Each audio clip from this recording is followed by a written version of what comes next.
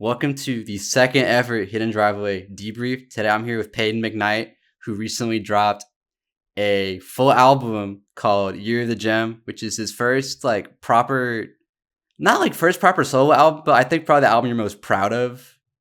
That's a solo project. It was the first album I recorded in a studio. So, it's like a studio album, which is pretty cool. Yeah. And I think this is cool because throughout all last year, you were constantly collabing with other people like Jake One Drive, Airdrop Kid, Ghosty, but this is a solo thing. And speaking of Yeah. which, it's also the first video that you've been in by yourself because for your interview, you're with Jake One Drive, and then you're with Airdrop Kid for the track breakdown. But it's just you, all alone, just me and you, nowhere to run. Sorry. Like, dang it. Got no friends in the industry, man. Feel like Drake right now, bro. Dang it.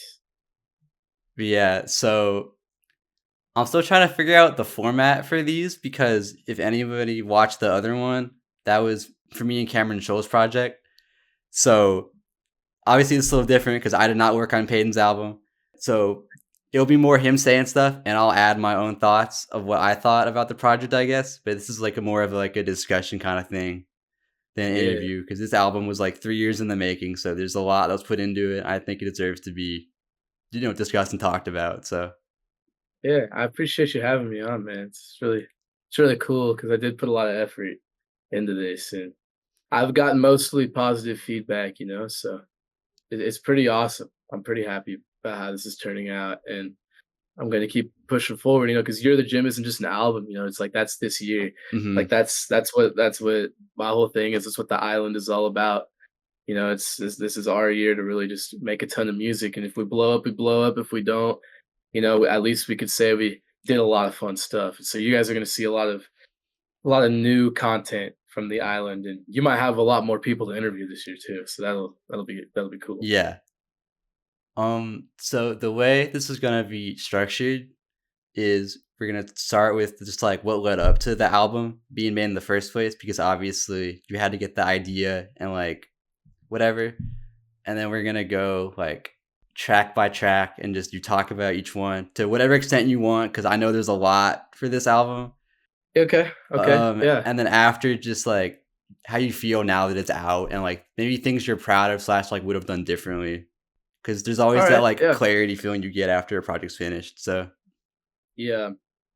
Well, the idea of an album like this has always been like even before I really started making music, I always wanted to make an album that was just like a three-parter, you know? And so like the way this album's structured is it's okay, first of all, it's really freaking long. And I'll get into why it's super super long. Like I understand like one of the biggest criticisms I've gotten is it's so long, and I get it. I get it, okay? But there's a whole reason behind it because originally it was going to be 3 EPs that were going to be 8 tracks each. mhm. And then it was all going to be like they were going to be released a week after each other and then kind of all put in one big compilation. Obviously that didn't end up happening. But all the way back in 2021, which at this point is 4 years ago. Well, the year is 4 years ago, but this specific thing kind of started in like November 2021. I got into like a really big like cloud rap phase. I was really listening to a lot of ASAP Rocky and like Lil B and like stuff like that, and then like even more modern cloud rap stuff like the self-titled era, Playboy Cardi, Mhm. like Lil Uzi Vert, and I was really into that. And I was like, I need to make a project like this. But then I also like earlier on was getting into stuff like Joey Badass and Nas, and I really like Jay-Z and Logic, and I was like, I want to make a boom bap album. So I was like, all right, well, I guess I'm making a boom bap album. Then another part of me was listening to a lot of like Lil Darky and XXX and like City Morgue, and I was like, I want to make a trap metal album. And I was like, crap, I got like 3 albums now that I want to make, but like they always said, "Oh, you gotta pick like one sound and stick with this. So you can blow up with that one sound, and then you can start being like diverse with your stuff." But I never wanted to do that. I always wanted to make like what I wanted to make. Like I just want to keep trying a lot of different things out. And so for a lot of my early parts of my career, like I just made a bunch of different types of stuff. Like tried out a lot of different genres and styles of rap, mostly sticking to rap. I did do a rock album, so that was pretty cool. That was really fun to make. So I was like, what if I did like a trilogy where each disc is different? And so I was like, all right, well, I was kind of forming my character Fuchsia Edwards. That's kind of like alter ego type deal. I was forming that up. And so I was like, all right, well, let's name the first one Fuchsia. And then I was like, okay, well, that's fun. What if I like, because fuchsia's like it's a flower, it's a color, it's also a gem. I was like, okay, well, what if I looked up other colors that are also gems that are also flowers, and I found marigold and I found lapis, and so I was like, all right, EP1 is fuchsia, EP2 is marigold, EP3 is lapis. Wait, that's cool. It's like FML because like fuck my life. So that's kind of fun. But I'm kind of past the bullshit depressing area of Mhm. my career. So like I was that doesn't really mean anything now. But that did in like 2021.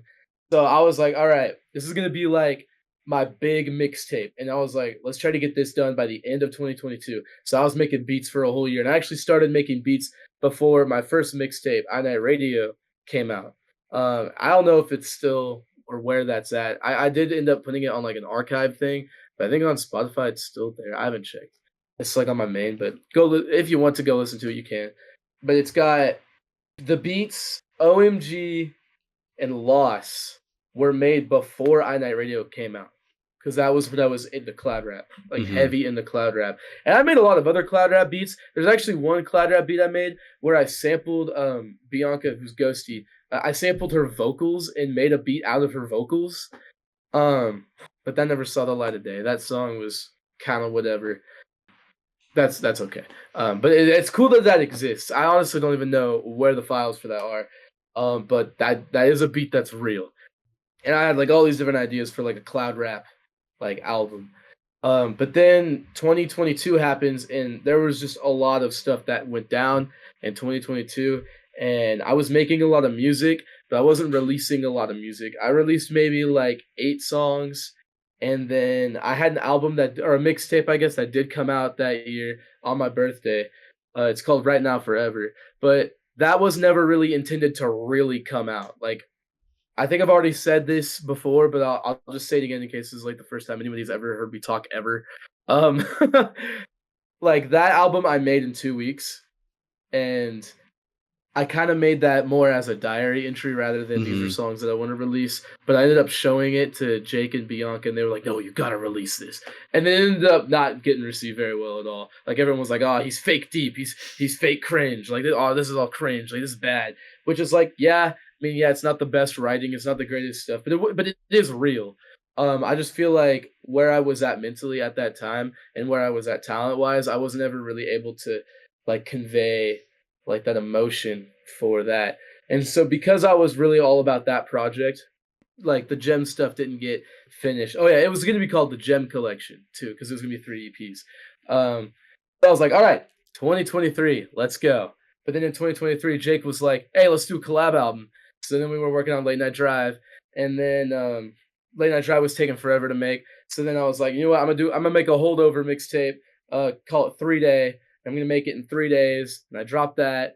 And then from making 3 Day, I got tapped in with Jordan, Airdrop Kid, and then we ended up making like 50 million songs, and we made an album. So then that came out, and then I was like, I'm gonna do a rock album. So then that came out, and then Bianca was like, hey, I got some beats. You want to like rap over these? And I was like, screw it, let's do it. Let's do a tape, Bianca. So I was like, boom, here we go. Now like I made like 6 projects when like since starting the Gem Collection. Mhm. Um, and every time I'm like, this is gonna drop December this year, December this year, December, and it just never happened. Until this year, I was like, at the beginning of the year, I was like, okay, Late Night Drive, Night Drop, and then I'm gonna do it Titulata, and then I'll do Year of the Gem, and I'm gonna drop all of those. And it wasn't called Year of the Gem yet. It wasn't called that. I'm gonna do all those and drop them all. And then I went through a breakup, and I got really into shoegaze music. So I was like, all right, now we're making a rock album too. And so I had Late Night Drive, Night Drop, and then Flower and Titulata, which Titulata was actually supposed to come out before Flower, but there was some complications, and that actually was made in like May. That album has existed for a long time. Mhm. And then when I get to my college, OC, Oklahoma Christian, they got a studio there. I'll record it in a studio. Then that can be like my studio album. I'm not gonna call it like my debut because I'm not super big yet, but like Red Veil got like Niagara or whatever that one's called, Yeah. and then he got Learn to Swim. I think he would call Learn to Swim like his debut, you know. But like Niagara's like his first album. Like it's still an album. It's not a mixtape. That's not even his first. He So had it's another one before that, but no one ever talks about it. oh well, I didn't even know about it. So yeah, I'm not that big on Red Veil. I just am aware of Yeah. him, and I like Learn to Swim. That's a really good album. As you're But yeah, saying, like Year of the Gym. That's gonna be kind of that album. Like it's the album that like I think people will cite back to, but it's not like the big debut, because I'm not big yet. Like I'm still a small artist. Like I need to build up my catalog so then when I do eventually blow up, people got stuff to fall back on, and then they're gonna see, oh, he went on a run in 2024. Like look at all this quality music. I mean, it is all quality, like it is. So that's kind of the process of how that happened. And then getting access to a studio is just so cool. It's one thing to have like a home studio with like a USB mic, like in my bedroom making music, like that's fun. But like I actually got to record music in the studio, people in the studio with me while recording. I got to have a studio experience with Jake. There's some other collaborators on the album, like my friend Caleb Barty, like even Ethan the Executioner pulled up. Like it was so fun. It was so fun. And like even getting like all of my college friends on the album, like they're all on it. Like in like I'm like having people now who are wanting me to produce for them who like have never made music before. Like Mrs. Jones, that is the first thing that Caleb has ever made ever. Like he was like, "Oh, I like singing. I like this song. Let's do a cover of it." And I was like, "Bet." Made the song. Boom, it's on the album. I was like, "That's tough." And then on the song Nemo Boat in the second half of that song, I got my friends Casey and Zach on that. Zach does the guitar, she does vocals. Like he's on that, she's on that. I got my friend Micah, who is Lil Yamaka. He does the narration over the entire album. Like it's so cool that like now I'm at a place where there's people who actually really appreciate my music. Because back home in high school, like there were people who liked my music, but it was mostly like people would see me and be like, "Yo, it's Payden McKnight, the kid who makes music," but they didn't actually like it. They were like, "Oh, it was kind of bad." And to be fair, I was more inconsistent back then. So I had to turn to online to get people to appreciate my stuff. But now it's like all in real life. Everyone hears I make music and they're like, "That's so cool," you know? And that's kind of what Year of the Gem is all about. It's like I'm here now. Like this is what I have to do. This is what I have to like I'm called to make music and I'm called to be an inspiration. And so I'm here to inspire. I'm here to make music. And you pick up on those themes when you listen to Year of the Gym. I'm not gonna sit here and say it's a concept album. It's not. It's just a bunch of songs, but they're kind of laid out in a way where it's like, all right, here's my like, I'm the best rapper. I'm an egotist. Like I'm out here like I'm the best. I'm competitive, and I'm like dissing people and stuff. And then I'm like the middle section's like, oh, well, here's like some of my like imperfections. Here's some struggles that I've gone through with like relationships and friendship problems as well as like dealing with some money issues. And then I'm going down into, all right, but you know what, I might think I'm super great, I might also have had some crazy life experiences that I want to talk about, but that don't matter because I'm here to make music. And that's what Year of the Gem's about. And I ended up calling it Year of the Gem because it's like that's where I am. Like this is the year of this is the year of royalty. This is the year of like fresh. This is the year of just being shiny. This is the year of like showing everybody who I am. It's the year of the gem. You know what I'm saying? So I guess that's pretty much everything I could say about that. Yeah. A lot of the beats were made. Some of the songs. Sorry, I guess I'm continuing, but some of the songs demos were made in 2022. Others in 2023. A lot of it was made this year, or I guess in 2024. But some of it does date back to 2021, which is pretty crazy. So that's all I have to say. Yeah, I think it definitely shows though, because I feel like this is probably your most like full feeling project. Like it's very satisfying. Like even though it is, like I had to allot time to like listen to it like in full because like I already had, but like to prep for this, like because it's an hour and a half almost. So you really have to like allot time to like listen to it if you're gonna listen like front to back. But it feels very satisfying when you do go through like the whole thing all the way. Yeah, So I'm glad you do.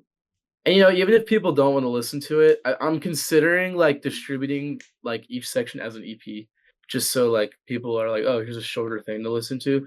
Because like, you totally could start at Fuchsia, Marigold, or Lapis, and then just go until, like, Marigold or Lapis with the end, and, like, you get, like, a mini little project in there anyway, so, like, I think it works out. mhm. And like Mac Miller did a 90-minute album, like Tupac has a 2 hour long album, Stevie Wonder has a 2 hour long album. And I'm not saying I'm one of these goats, but I will say if they're able to do it and be successful with it, why can't I do it?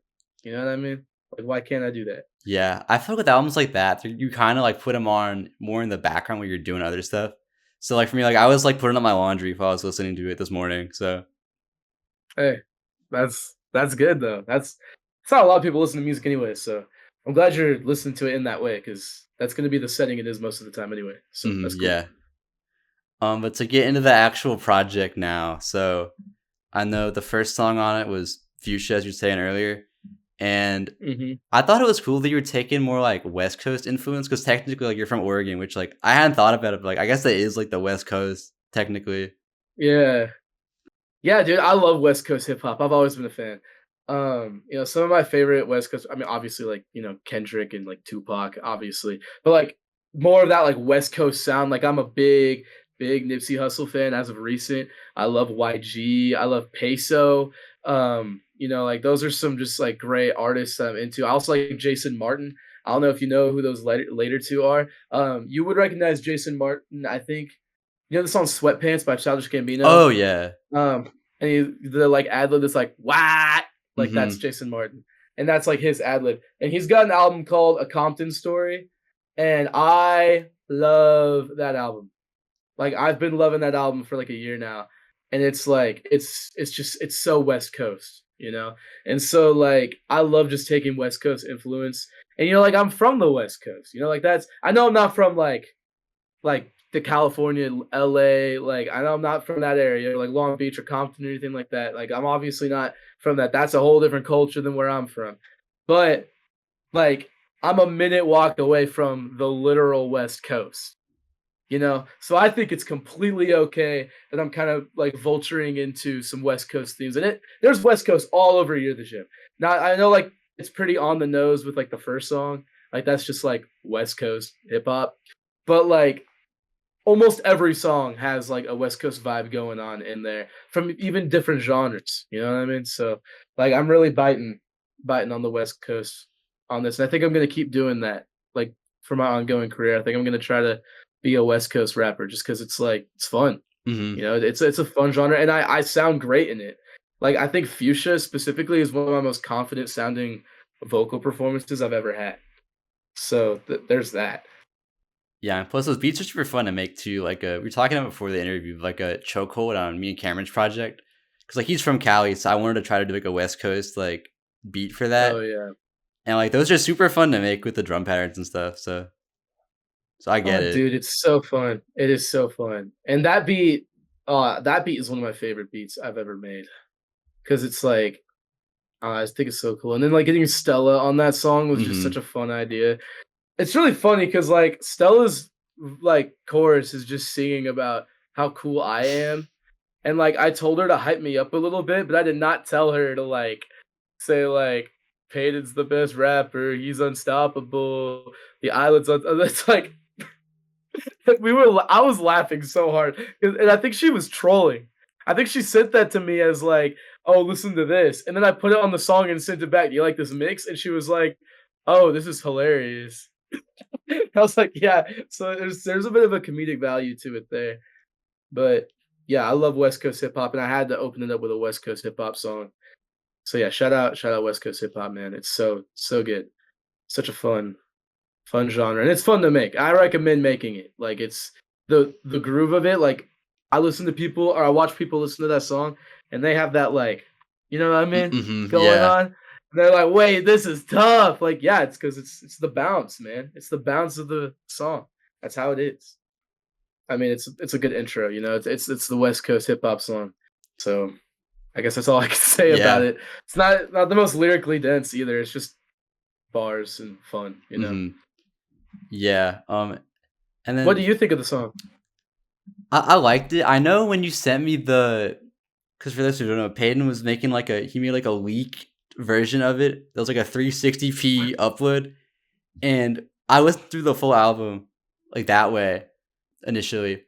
And I'm telling you that like the vocals were like mixed weird, but they sound fine on the actual album. So I think it was just the YouTube quality, because that's like the first thing I noticed when I Yeah. re-listened like on Spotify and stuff.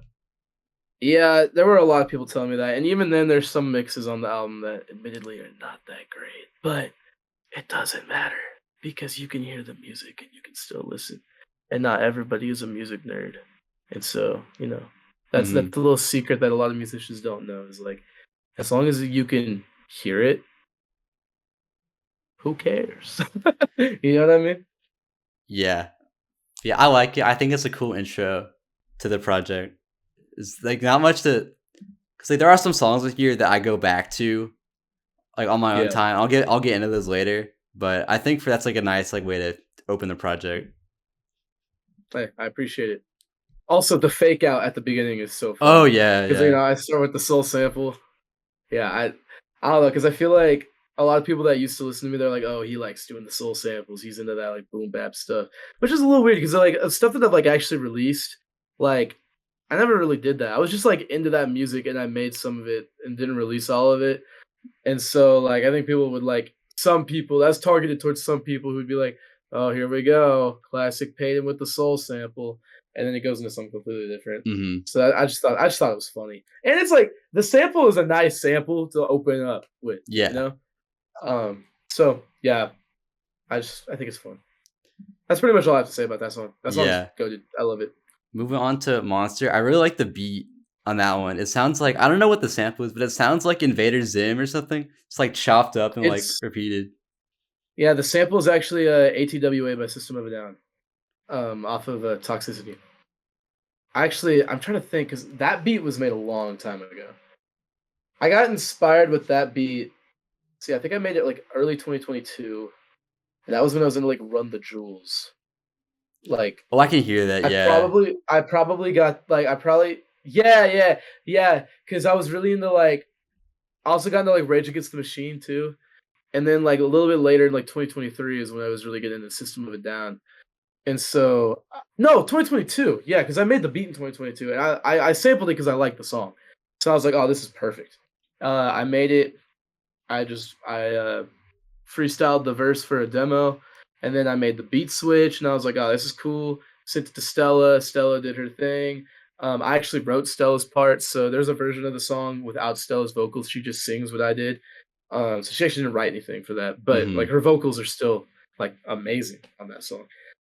Also, I thought it'd be cool to open the album up with two Stella features back to back. I just think that'd be. I kind of like it when people do that, like two features back to back, like Uzi on Self-Titled by Cardi, how he's on Woke Up Like This and Looking Yeah. like back to back. Like I just think that's fun. I kind of did the same thing with Jake a little bit, but not really though, on this album. And so I thought, you know what, we're starting out the gate with two Stella features because she's goaded and more people need to be aware of who she is. And I don't think very many other people can get away with two Stella features back to back on an album, let alone three on the whole album. So I think that's pretty cool that I'm able to bring all these people together. But Monster was actually fun to record because when I ended up recording it in the studio, I tweaked a little bit of the lyrics from the original demo, and there were people outside of the studio having a meeting while I was like recording, and I get pretty loud on that song, hmm and every time I would get loud, I'd kind of like side eye over to them, and they're just like they would like turn around and look at me. So I ended up closing the curtain. And I think they were having like a secretive meeting, but I could totally hear everything they were saying. So like I know a few things about a very specific thing that I probably shouldn't know about. But anyways, I thought that was funny. And the Stella vocals were the same vocals from her 2022 recording. Those were not new vocals. But they're still like awesome. So Yeah. I had to keep them. But yeah, that was a fun song to make. It's probably the oldest like completed song. I think that might be like the first demo because there were a few beats that I made before and like a few like stuff that I've written before, but like in terms of like recorded demo, that was definitely the first, like the first one I ever did. So yeah, that's pretty much all I have to say about that song. It's one of my favorites for sure. That's easily top 5 for me. I go back to that one a lot.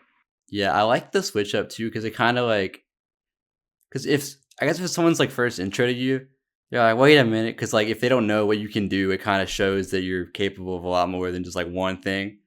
Obviously, if people Yeah, listen to you, like they know already that you can do that. But if someone was new, they're like, oh, hold on. yeah. Got the singing and the rapping, man. Mm-hmm. We do both. Yeah, it's pretty. Yeah, I'm glad that you could see that because it's a great song. I'm very proud of it. Yeah. And then I know for Crown, you have a lot to talk about with that one. Yeah. I guess if you're watching this video and you haven't seen or you haven't listened to the album, I feel like you should listen. I feel like a lot of people that do watch your stuff at least try to listen to some stuff. Usually when you drop an interview, I try to like listen to a song or two before I watch the interview of the ones that I've seen. I've seen a lot of them. Just so like I'm familiar with what the artist can do. Because I feel like Crown is very on the nose with what Yeah, it's it's about, but I very feel direct. like Yeah. yeah, like I'm not really hiding anything. You know, a big part of like what I've done with a lot of what I do is I really like to be competitive with it. And I like to diss people. And admittedly, I have done some diss tracks that I do regret that I would say probably weren't the smartest things.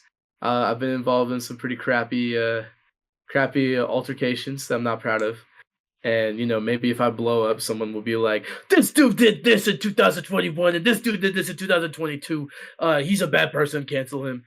But it's like, I don't know. I just what's done is done. You know, Mm-hmm. like it's so I'm not sitting here saying, you know, I'm the most perfect human being. You know, I've made a lot of mistakes. And so about half a year ago, I made like the mental decision. I'm not gonna diss anybody ever again. Like that's just well, I don't know ever again, but I'm never gonna like do a diss just to diss or Mm-hmm. do a diss because it made me mad. Because like people make me mad, whatever, right? But then, you know, like I went to college and I got very disconnected. Well, even when I was graduating high school, I got very disconnected from a lot of people online. Like I merely only use Discord to really stay connected to some people, you know. And then in the summer, I kind of got roped into a couple Discord servers again. But then by the time I got to college, it was like, dude, my screen time on everything combined was maybe 45 minutes a day. Like it was low. And like I just cuz you know, I got a lot of friends here. Like I didn't even know I mean, I knew we were doing this video, but like I wasn't even thinking about this video Yeah. like all day yesterday or all day today until like 10 minutes before I called you. So it was like, you know, I'm not, I'm very much like in life mode right now. But you know, I still stay connected, especially to Bianca because she's one of my best friends. And you know, I heard some things that were going on with some people that I used to be associated with, and some people that I used to be friends with. And it's just really hard because, like, you know, with people online compared to people like in real life, is you don't really know them to their fullest extent. Like, it's really easy to hide specific things about you online. Like even, you know, like my best friend, like Jake, for example. Like I met him online. And you know, like I met up with him in person and he was just such a different person, but the same. You know what I mean? Mm-hmm. Like he was same, completely, like still just as cool, like just as funny. Like we are still like brothers. I'm not dissing him in the slightest by saying that. But like there's mannerisms and actions that people have in the real life that are different. And that can be for better or for worse. With Jake, it's for better. But just hearing that someone that I used to be friends with, while I was friends with them, that they were going down routes that are extremely immoral and wrong, which I don't know if I want to really get into specifics Mm-hmm. in this video. I don't know if I want to drop names because I do on the song. So if you want full context, you can listen to the song. I say exactly what these people did and what's not cool about them, Mm-hmm. and I give the names. Like it's just heartbreaking to me. And it wasn't only heartbreaking to me, it was heartbreaking to like everybody who I make music with. Because these were people that like we thought were super cool. You know, these are people that like not only made music with us, but you would stay up late and you would talk with them. They were people that you would like message and be like, "Hey, do you want to like hang out later?" Or "Hey, how you doing?" Or "Do you want to play Minecraft?" Or something as simple as that. And they're just like, then you hear just awful things, and it's like it's heartbreaking. And I wasn't as affected by it. Like it's hard for me to really like just talk about it, but like it was really hard on a few of my friends that they had to distance themselves just from being online in general. Like one of my friends went straight to phone. Like I had to text them and call them on the phone. Like if I ever wanted to talk to them, like no Mhm. Instagram, no Discord or anything. Because it was just like the negative mental effects from all of this stuff that happened is hard. And so after hearing about it, I kind of realized like, why is nobody publicly talking about this? Like I don't really like cancel culture. And I'm not really into the whole idea of, oh, this person did this, therefore they shouldn't have a career. But when it's something at the caliber of what these people did, there are people out there right now listening to their music and they're completely blind to these things. And, you know, every time there's an artist that I like and I find out that they had some type of like sexual misconduct problem or some type of like very immoral thing, like it's hard. You know, it's really difficult. And so I feel like the earlier people know, the better. And so I didn't diss people on this song for the sake of dissing them. I dissed these people for the sake of like it genuinely angers me that nobody is talking about this.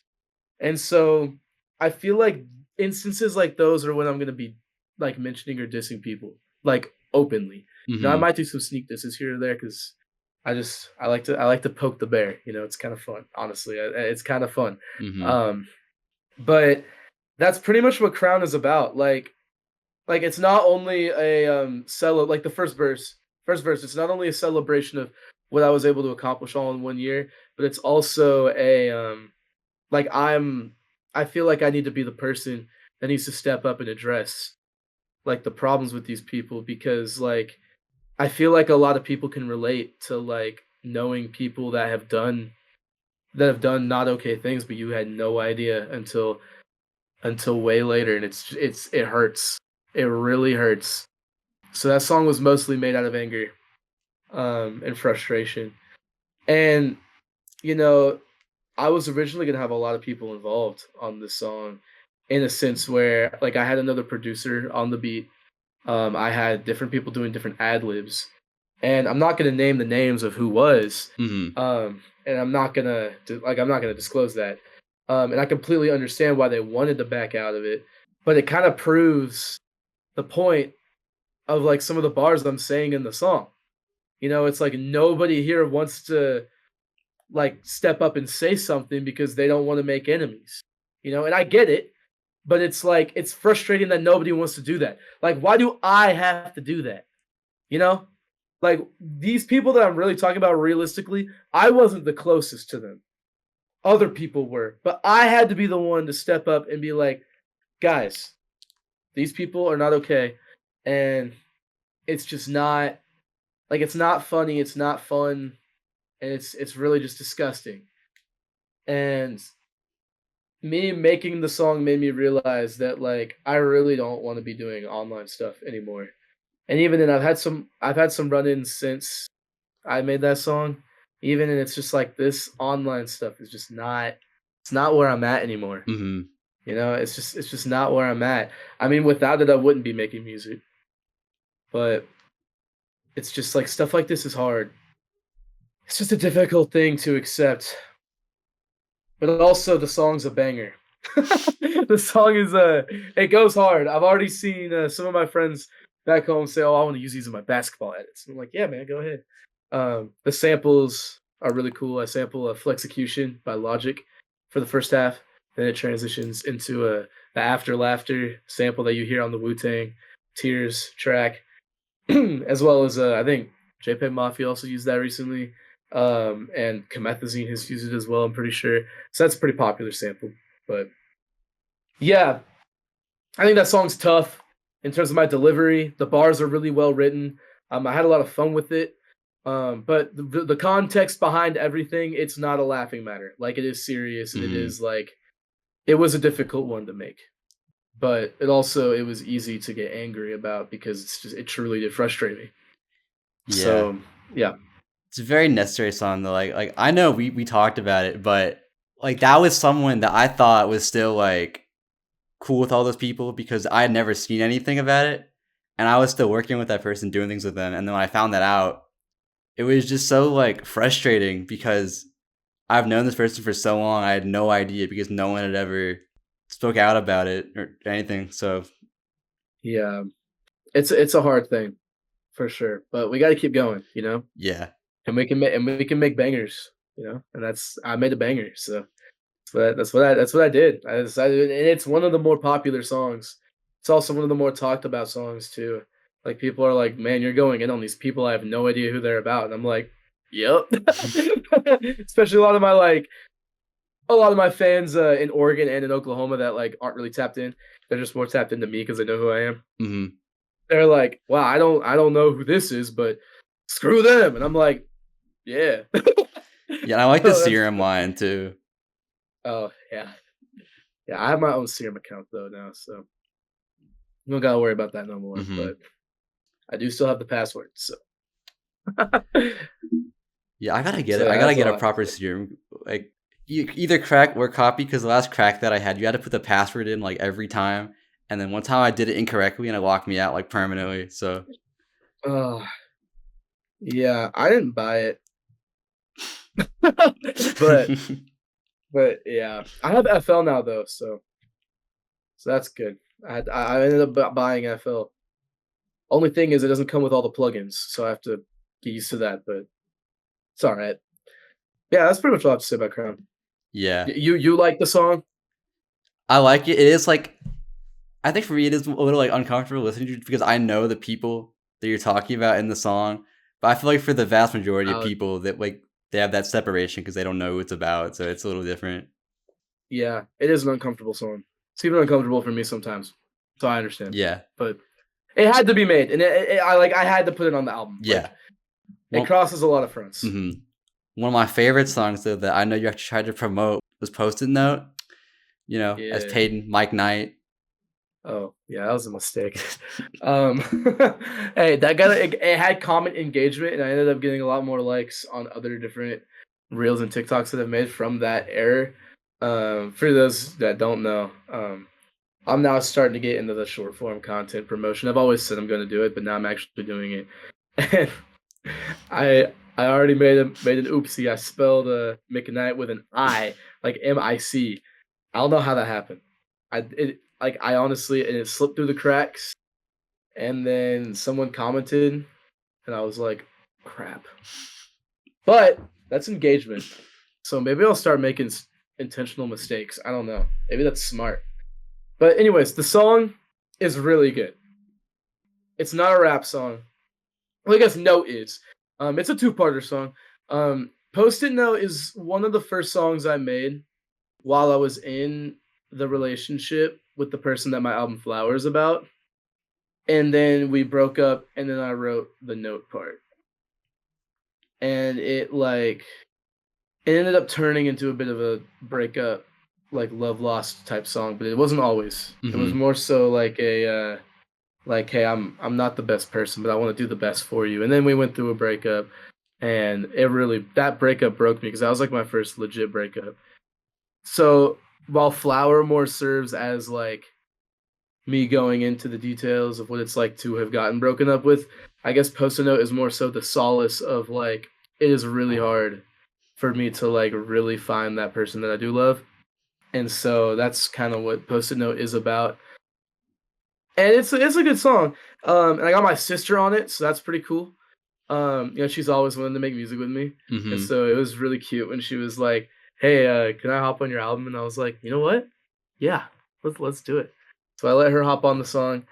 Bianca has a uncredited appearance on the song. Mhm. I got Jake on there too to say one little line, and then my friend Edward, who used to make music under the name of Sidica, he gave me some ad libs, and he didn't even know he was on the album until we were calling like the other day, and he was like, "Wait, I'm on the album." I was like, "Yeah." He was like, "What song?" And I said, well, "Listen and find out." And he was like, "Can't do this to me, man." I'm like, I'm like, "Hey, you sent me the ad libs." Like I was like, "Hey, can you send me some ad libs?" And he did. So yeah, the sample on the song is "Frontin" by Pharrell Williams. That's one of my all-time favorite songs. And that's kind of why I sampled it. I was like, I want to do something that's like a Pharrell type beat that samples a Pharrell thing, and I want to put some bongos in it. So I put some bongos in the beat, Hmm. and I want some synths that are like "Hold On, We're Going Home" by Drake. And then I made the song, and the song is the song, and it's a nice little synth pop R&B song. It's good. I like it. You said it's one of your favorites. Yeah, no, What do you like about that I song? get your sister's part stuck in my head a lot.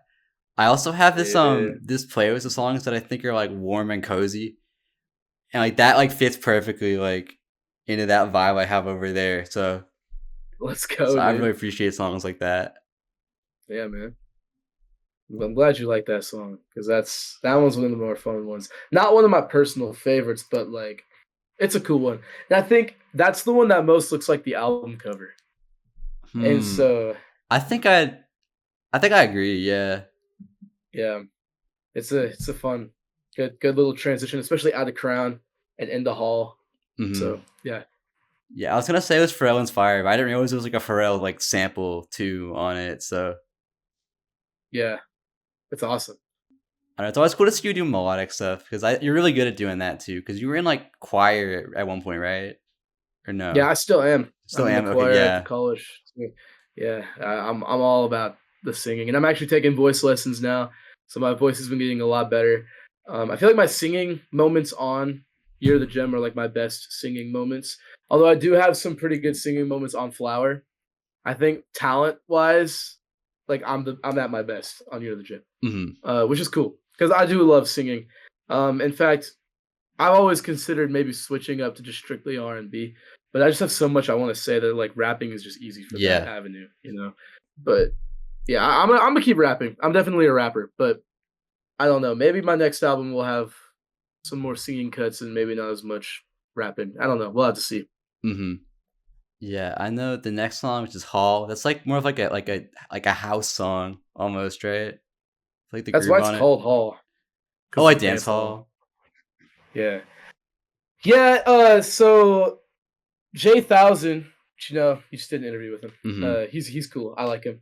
Um, he just finds these weird random plugins on Reddit, and like I don't call or hang out with him that often. But one time I did, and he was like, "Dude, I found this like sick plugin," and he was showing me how it works, and I was like, "I'm gonna get that." And dude, it had like 30 downloads. So I was like, "All right, I'm gonna check this out." And pretty much you throw a picture into it, and then you can create a sound out of the picture, and then like you can create like rhythms out of it Wait, too. what It's what so what plugin cool. is that? I'm gatekeeping it, but I'll show it to you later. Okay, I'll 'cause show that it to you sounds later. crazy. Yeah. Yeah, I don't think I have it on this computer, but anyways, I created like this crazy sound, and then I like added some drums that went to it, and then Kate Dash happened to be in the call while I was making that beat, and she was like, "Hey, send me this beat." So I did, and then she did all the bass and the melody, and then she added more grooves into it, and pretty much the beat got completely structured by her. Honestly, like okay, all of Year of the Gym is produced by me. Like every song has production from me on it. That's all, I was gonna say that's the first time, but like I did that on Late Night Drive and on Right Now Forever. So this isn't the first time that's happened. But um, this song probably has the least amount of paid production on it because it's like I literally did the sample and then like two of the original drum grooves that I made it to the final cut. It's mostly a Kate beat, which is fine because Kate Dash's production's good and I think it fits on the album perfectly. It's different enough, but it's got the vibes. So I really love that song. But I love it the most because it's like my hip hop origin story. Like lyrically, if you really go into what it is, it's Hmm. literally like this is my introduction to music. This is my introduction to rap. This is why I started rapping, and now I'm rapping. Like it's like I love songs like that, and I was like, I need to make a hip hop origin story song. And I originally like wrote that concept for like a boom bap beat, but then I was like, nah, what if I did a hip hop origin story over a dancehall beat? So then like people can like groove to it, and then if they're really listening to what I'm saying, they're like, oh, this is tough. He's actually like he's in his bag. He's telling his story, and so like honestly, Hall is more of an intro to the album than the 4 songs before it. But like the whole first 5 songs, that's the first like disc. So Hmm. like I think it works, you know, where it's at. But yeah, it's a great cut, great cut. It's also one of the few songs with no samples, so that's pretty cool. But yeah, shout out Kate Dash for that amazing beat, amazing beat. She's one of my best friends, so I'm so thankful for that I get to work with her because she's so talented, and she needs to be put on. So go listen to Kate Dash. Yeah, I Her need to keep music listening is to more really of good. stuff because I really like what she did on. What was it called? I think it was "Forever Is Too Long." Is that what's called off Bianca's song? Oh, the EP? Yeah. Yeah, dude, so good. Her solo stuff, she doesn't drop very often, but when she does, it's like it's really cool, like indie tronica type stuff. I don't know what direction she's going into now, but of what's out, it's if you're really into that like Dead Air style with Hmm. maybe a mix Yeah. of like Sampha, like you're gonna get some good stuff. You're gonna get some good stuff there. It's very high quality. I wish you dropped more, but I get it. Different people work at different paces. I've had to learn that over the years. I used to bully my friends into making more music, but I gotta realize that different people are at different levels, and it's not that like I'm at a higher level. It's that like my flow of work and my what I do is different. Hey, you come in. You want to say hi to Lil Yamaka? Oh. Yeah, this is we're talking about my album. What's up? Oh, This is Lil hi. Yamaka in the What's flesh. Hey, up? little Yamaka. What's good? This is my room, so I'm just in here to grab something real quick. I'm also gonna take a piss, Okay, as per my song. yeah. Mike is a huge Year of the Gym fan. He is a huge Year of the Gym fan. Hmm. I love him so much. He's my brother, man. That's one thing about college. You meet all your best friends at college. It's so awesome. Yeah, you like the song. You like Hall. Yeah, You rock with it. I like it. It's not one of my favorites, but I do think it's cool. Although I thought it was interesting you said that the first 5 songs did their own disc. Because for me, I group like the first few songs together, and then I say like Post-it Note until like Mrs. Jones. I group together in my head because those are more like singy for the most part. Yeah. Well, that's because originally the first disc was going to be bangers. And I think I kind of did that, but also I kind of didn't. I don't know. Post-it note for me makes sense on the first disc. Like it doesn't. It didn't. I feel like the second disc would have gotten too long if I put it on there. Because like in the second disc, there is some bangery moments. I feel like every disc has kind of a little bit of what's prevalent on each disc. Hmm. Because like the first disc is the bangers, the second one is like the more softer songs, and then the third one is like the more upbeat songs. You know what Yeah, I mean? But like the third disc has Lost, the second disc has Break Bank, and the first disc has Post-it Notes. So it's kind of get everything and everything. But yeah, I feel like because Post-it Note and Hall are very well, I guess Hall is a little more introductory, and Post-it Note is more closure on like old song topics. Like I think that those for those reasons alone, those make sense on the first disc. yeah. All right, and then for the next song you're talking about earlier, because it was supposed to be one of the EPs, was "Marigold," which I Yeah, like a lot. I think it's one of your best singing performances on the album too. yeah, man. It is, dude. Marigold. There's quite a few people who that's one of their favorite songs, and honestly, I wasn't expecting that. I was expecting that one to be more of like a sleeper, but that is one of my favorites. Peace. See you, man. It's R&B beat, so I got more of my R&B bag. Mostly produced by Bianca. Actually, like the drums and main melody and the sample work is done by Bianca. I did all the structuring and I did all the counter melodies and stuff. That was all me. But yeah, like I think, you know, I like to get in my love song bag from time to time. And, you know, I just recently got out of a relationship on good terms. And so I was like, I feel like I can make a song or two about this. So I kind of decided, all right, for this album, I'm not going to go into too much love stuff because I just did that with Flower. And a big criticism that some people have on my music is that all I have to talk about is my exes, which is just not true. Like that's just cat. But people think that for some reason. So I was like, all right, I'm minimizing it on this album. All right, I'm gonna give my most recent X 2 songs, and they're gonna be back to back. So if you really don't like it, you can just skip twice, and then you're and then you're good. And then the album came out, and people were still like, "Oh, yeah, I don't like him when he talks about his Well, exes." I feel like that And I'm was a like, specific group of people though that were probably not gonna like it to begin with. "What do you mean?" Like, I don't know, because I was looking at album of the year, and like all people that I saw Oh, I rate, have, it's like, dude. I haven't looked at album of the year in like a year. oh yeah, I don't know. I just checked it, and I don't know what's on there. I don't like. I was mainly talking about people DMing me and oh like actually like telling me. I don't like. I haven't looked at my album of the year. I don't know. Is it like, are people hating on it? yeah, no, and it's like a lot of the people from that one scene. You know who I'm talking about, Yeah, which makes sense. So it's That's whatever. alright.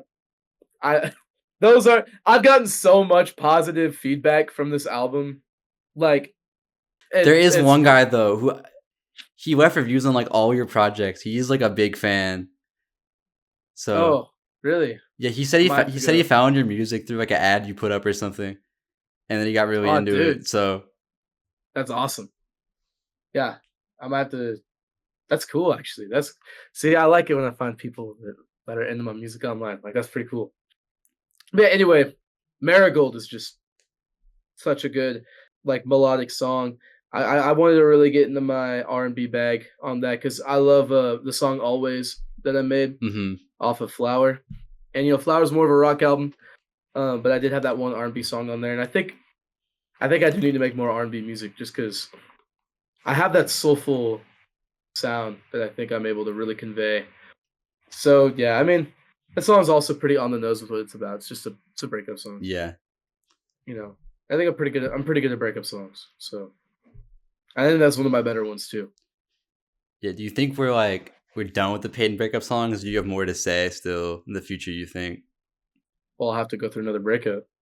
Well, I mean, I'm done as talking of right about what now, though, has as of happened. right now, With what has happened, I can say with certainty I have full closure on it because like I live a lot of life, and with that comes relationships. I'm sure you know, like that's how it is. Friendships, girlfriends, but like I don't. I'm not really looking for a relationship right now. I'm kind of just trying to do me. If a relationship happens, it happens. But it's not like I was ever the breakup guy. You know, I just feel like I made a whole album about it, and then there were a couple songs here and there this year, and over the course of my entire career that are about that. So it's like, it's it's what is in my head the most. I'm gonna talk about what I'm thinking about. So like, if I go through another breakup, there will for sure be more breakup songs, like 100%. If I fall in love, there will for sure be love songs. You know, that's just how I roll. I'm not like, oh, I'm always gonna do songs about this. So like, it's hard for me to answer. Will there be more Payden McKnight breakup songs, or is this the end? You know what I mean? It's hard for me to really answer that. yeah, I meant more so about like what you've already experienced, I guess, because obviously, like your life Yeah. isn't just what you've experienced so far. So Yeah, probably not gonna talk about what's already been talked hopefully about. you don't even need to make another breakup song. Ideally. That would be great. That would be great. That would be great. But yeah, that's Marigold. Yeah. And then you're talking about earlier, Mrs. Jones. That's another one of my favorites. I think I told you about that one specifically. That song's awesome. Yeah, bro. Me and Miss Jones by Billy Paul is a classic soul song. And my friend Caleb, who goes to this school, I met him here. He really likes soul and R&B music. He's a big like Bruno Mars fan. And so, we were just in the studio and he's like, dude, I want to make some music. I'm like, heck yeah, dude, let's make some music. And he's like, I want to do a cover of Me and Miss Jones. And I was like, let's do it. So we played the chords out on the piano. And like we got all that made. And he ended up, when he sang it, we didn't produce the whole song. He sang his entire thing over just the chords. Because like the way that system is set up in there, it's really hard to produce like on it. It's really easy to like record, But just the hardware is not great for producing, especially since it's an Apple computer in there. And so we just laid down the chords, and then I added the drums later and the bass later, and like my part I did later, and then I added all that on my computer with all my good plugins and stuff. My FL Studio that I own, and it was just so cool seeing someone who had never been in a studio before like record. Like that's always a beautiful thing. And it was really fun being like the producer. You know, something I really want to do this year is I want to be like I want to put my name on other people's stuff, whether that be like producing or featuring or like right now I'm helping a guy in the island like tracklist his album, and like I'm kind of taking a little bit of an executive producer role, and that album's coming out pretty soon. You know, like that's something I really had a lot of fun with, you know. Like I'm sitting there at the computer, like they're like, hold on, run that back, and I hit the thing, like, oh, it's so I feel so like I don't know if powerful is the right word, but I feel so like I'm involved, you Mm-hmm. know? And then getting to be on the other end of that too, like when Jake was there, like he kind of did that for me. Like it's so nice not having to space bar, backspace, enter. Like it's getting out of that is just oh man. Like I can just fully focus on the art. So being on the technical side and watching people focus on the art is like, man, I wish I had that. I really wish I had that. Um, you know, his vocal performance is just so good on that song. You know, I wrote my verse kind of in continuation, just like final things about the stuff that's said on Marigold. And honestly, Mrs. Jones is kind of serves more as an interlude. I wasn't gonna call it an interlude because it's like 4 minutes long, and you know it's Caleb's first song. I feel like that'd be kind of weird. There's some people like his family that only listen to that song, so it's like yeah, and, you know, and it is mostly his song. Like he's on like 2 minutes of it, and like I only have like a minute and a half ish. So it's like you know that's if anything that's him featuring me. Mm-hmm. Um, and I kind of did that intentionally on this album. In some moments, I was like, all right, the whole mic is for another person, you know. And we'll get into that as we get into those songs. And so, yeah, Mrs. Jones is a great one. And that one was also added last minute. I had a whole track list made, and then we just made Mrs. Jones, and I was like, this is going on my album. So I was like, yeah, this is going on the album. This is good. People need to hear this. Mm-hmm. It's a good song. So, yeah. Yeah, I mean, I definitely think KO was the highlight of me, or highlight for me on that song. But I like the little like melodic verse you do like after his chorus, and then I like the synth like outro thing that you did. Although, Oh, yeah. admittedly, I guess I just would have done the melody like different for the like lead. I guess like it just didn't sound as like satisfying as it could have been for me. But I still like Yeah. the idea for that part. Well, that's because it's supposed to lead into the next song. Like Mm-hmm. that was why I did that outro. I was like, oh, this is gonna go perfectly into Break Bank. But that's fair. I like what I did, so you know Yeah. that's cool. And yeah, that melodic verse is really cool. I wouldn't say that's one of my best verses or one of my like most impressive vocal performances for myself, but a lot of people are liking it, so that's what matters. So that's cool. I'm glad people are enjoying the song. So yeah, shout out Miss Jones, shout out Caleb RT. Big shout out. Yeah. And do you want to get Yeah, into Break Bank now? yeah. Airdrop Kid sent me a beat. And I was like, I want to add stuff to this. And he was like, all right. So I added stuff to it. I made it. That's honestly the break part of that song, like the first half. That might be the hardest moment on the whole album. I'm not even going to lie to you. Like the hardest moment. Sometimes I'm like, I'm going to bump some Year of the Gym. And I start it at break bank because I know that boom is going to come in. And like Jordan raps on it too, which he doesn't rap very much. Like he really does not. That's not his favorite thing, and I mean that makes sense. He's a producer, but he likes to rap sometimes. And I was like, "Yo, I think your vocals would sound cool." So I did the reference track for the "I just broke the bank." Yeah, we break the bank, and I think his verse is just it's cold. It's a menacing intro. Topically though, "Break Bank" is one of my more introspective songs on the whole album because it's all about money, and you know, like it's kind of a touchy subject for me to talk about. And that's why I record a lot of the things I really need to talk about. Mm-hmm. But like in a sense, you know, I get like I don't want to flex or say that I'm like or like I guess ego my privilege, but I get given quite a bit of money. and I've gotten a lot of cards handed to me because of the circumstances I'm in. You know, I'm not like the richest person. You know, I'm not gonna say I'm wealthy, but I'm definitely not poor. I've definitely never had to struggle with money. But there's something about when family members will send me money like in the mail, and that's it. Then that's my only relationship with my family. Something about that is really hard because a lot of my family, like extended family, not like my mom, my dad, or my sister, I Yeah. love them. You know, like I really struggle to like accept that my relationship with those people isn't very strong, and all they feel like they can do is just send me a gift card or send me like a $50 bill in the mail. Like, hey, keep up the good work, and that's all they say. And like they don't even know me. You know, they don't know who I am. Or like when I get a text from them and they're like, "Hey, I'm glad you're doing okay."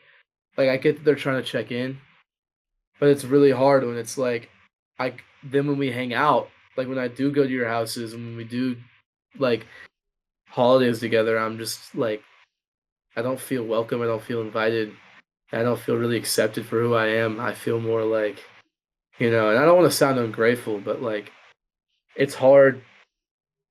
It's really hard for me to just get money from all these people, and that's my only relationship with these people. And then when they text me, it's like I don't even know what to say. Like I love you too, but like I don't really know them, and so it's like it's really difficult for me to like that concept of like, and I know they're not like, oh, maybe if I send them $20, he'll call me. I know they're not like that. I know that they mean well, and I am grateful. I'm very grateful for what I get from it. And I'm grateful that they're thinking about me, but it's just still, it's just like there's a disconnect there that I'm very uncomfortable with. That I'm not. I don't get that discomfort with my parents. I don't get that discomfort with my sister. There's some family friends that I would consider family, like cousins and aunts and uncles that aren't actual cousins, aunts and uncles. You know, like those are and that like they've been very present in my life. There are some actual family members that are extended that I do really love and appreciate. Um, a lot of my really close friends, like my close friends, like Ethan and Jake, like those are people, like those are brothers. You know, like those are real, like that's family. Hmm. You know, and so coming to terms with my definition of family and what family means to me in relation to money is just like something I had to realize, you know? So that song, even though it's like really short in comparison and it's like kind of a banger, like that is one of the deepest songs I think I've ever written. Hmm. And I think if people hear that context in a greater scale, you know, I think they'll start to appreciate that track more. Because feel like there's some people like they're like they'll send me their favorite songs and that one is never mentioned, except one of my friends, but he likes it because it's a banger. You know what I mean? And so it's like I don't know, but I'm very proud of it and it means a lot to me. So that's all that really matters. Yeah. I didn't know that was what the meaning of the song was, but I do relate to that a lot. Not with the money aspect necessarily, but with like family members where like you only really hear about them like through text on like a holiday or something. And it's like when you do go see them, you don't really feel like you don't really feel like you know them. Where it's like if you go like with Yeah, your parents, they kind of just talk to your parents, you're just there and like you know their family, yeah, but it doesn't really feel you don't really feel that like connection vibe. yeah. No, that's exactly what that song's about. Yeah, because I have a lot of like cousins and stuff. It's like I do not know them like at all. And it just feels weird calling them Yeah, like family when I have no real relationship with them. yeah, yeah, dude. It's exactly how it is. Yeah, it's just really hard for me to say too because I don't want them like watching this and then like you know I don't I just don't want to sound like a jerk. You know what I mean? Hmm. But also, it's like it's a real feeling, you know? That this is real. That's why I put my stuff into music because it's easier for me to say things through music. I'm really bad with words, but I'm good with melodies and I'm good with bars. So it's easy for me to say what I need to say through that avenue.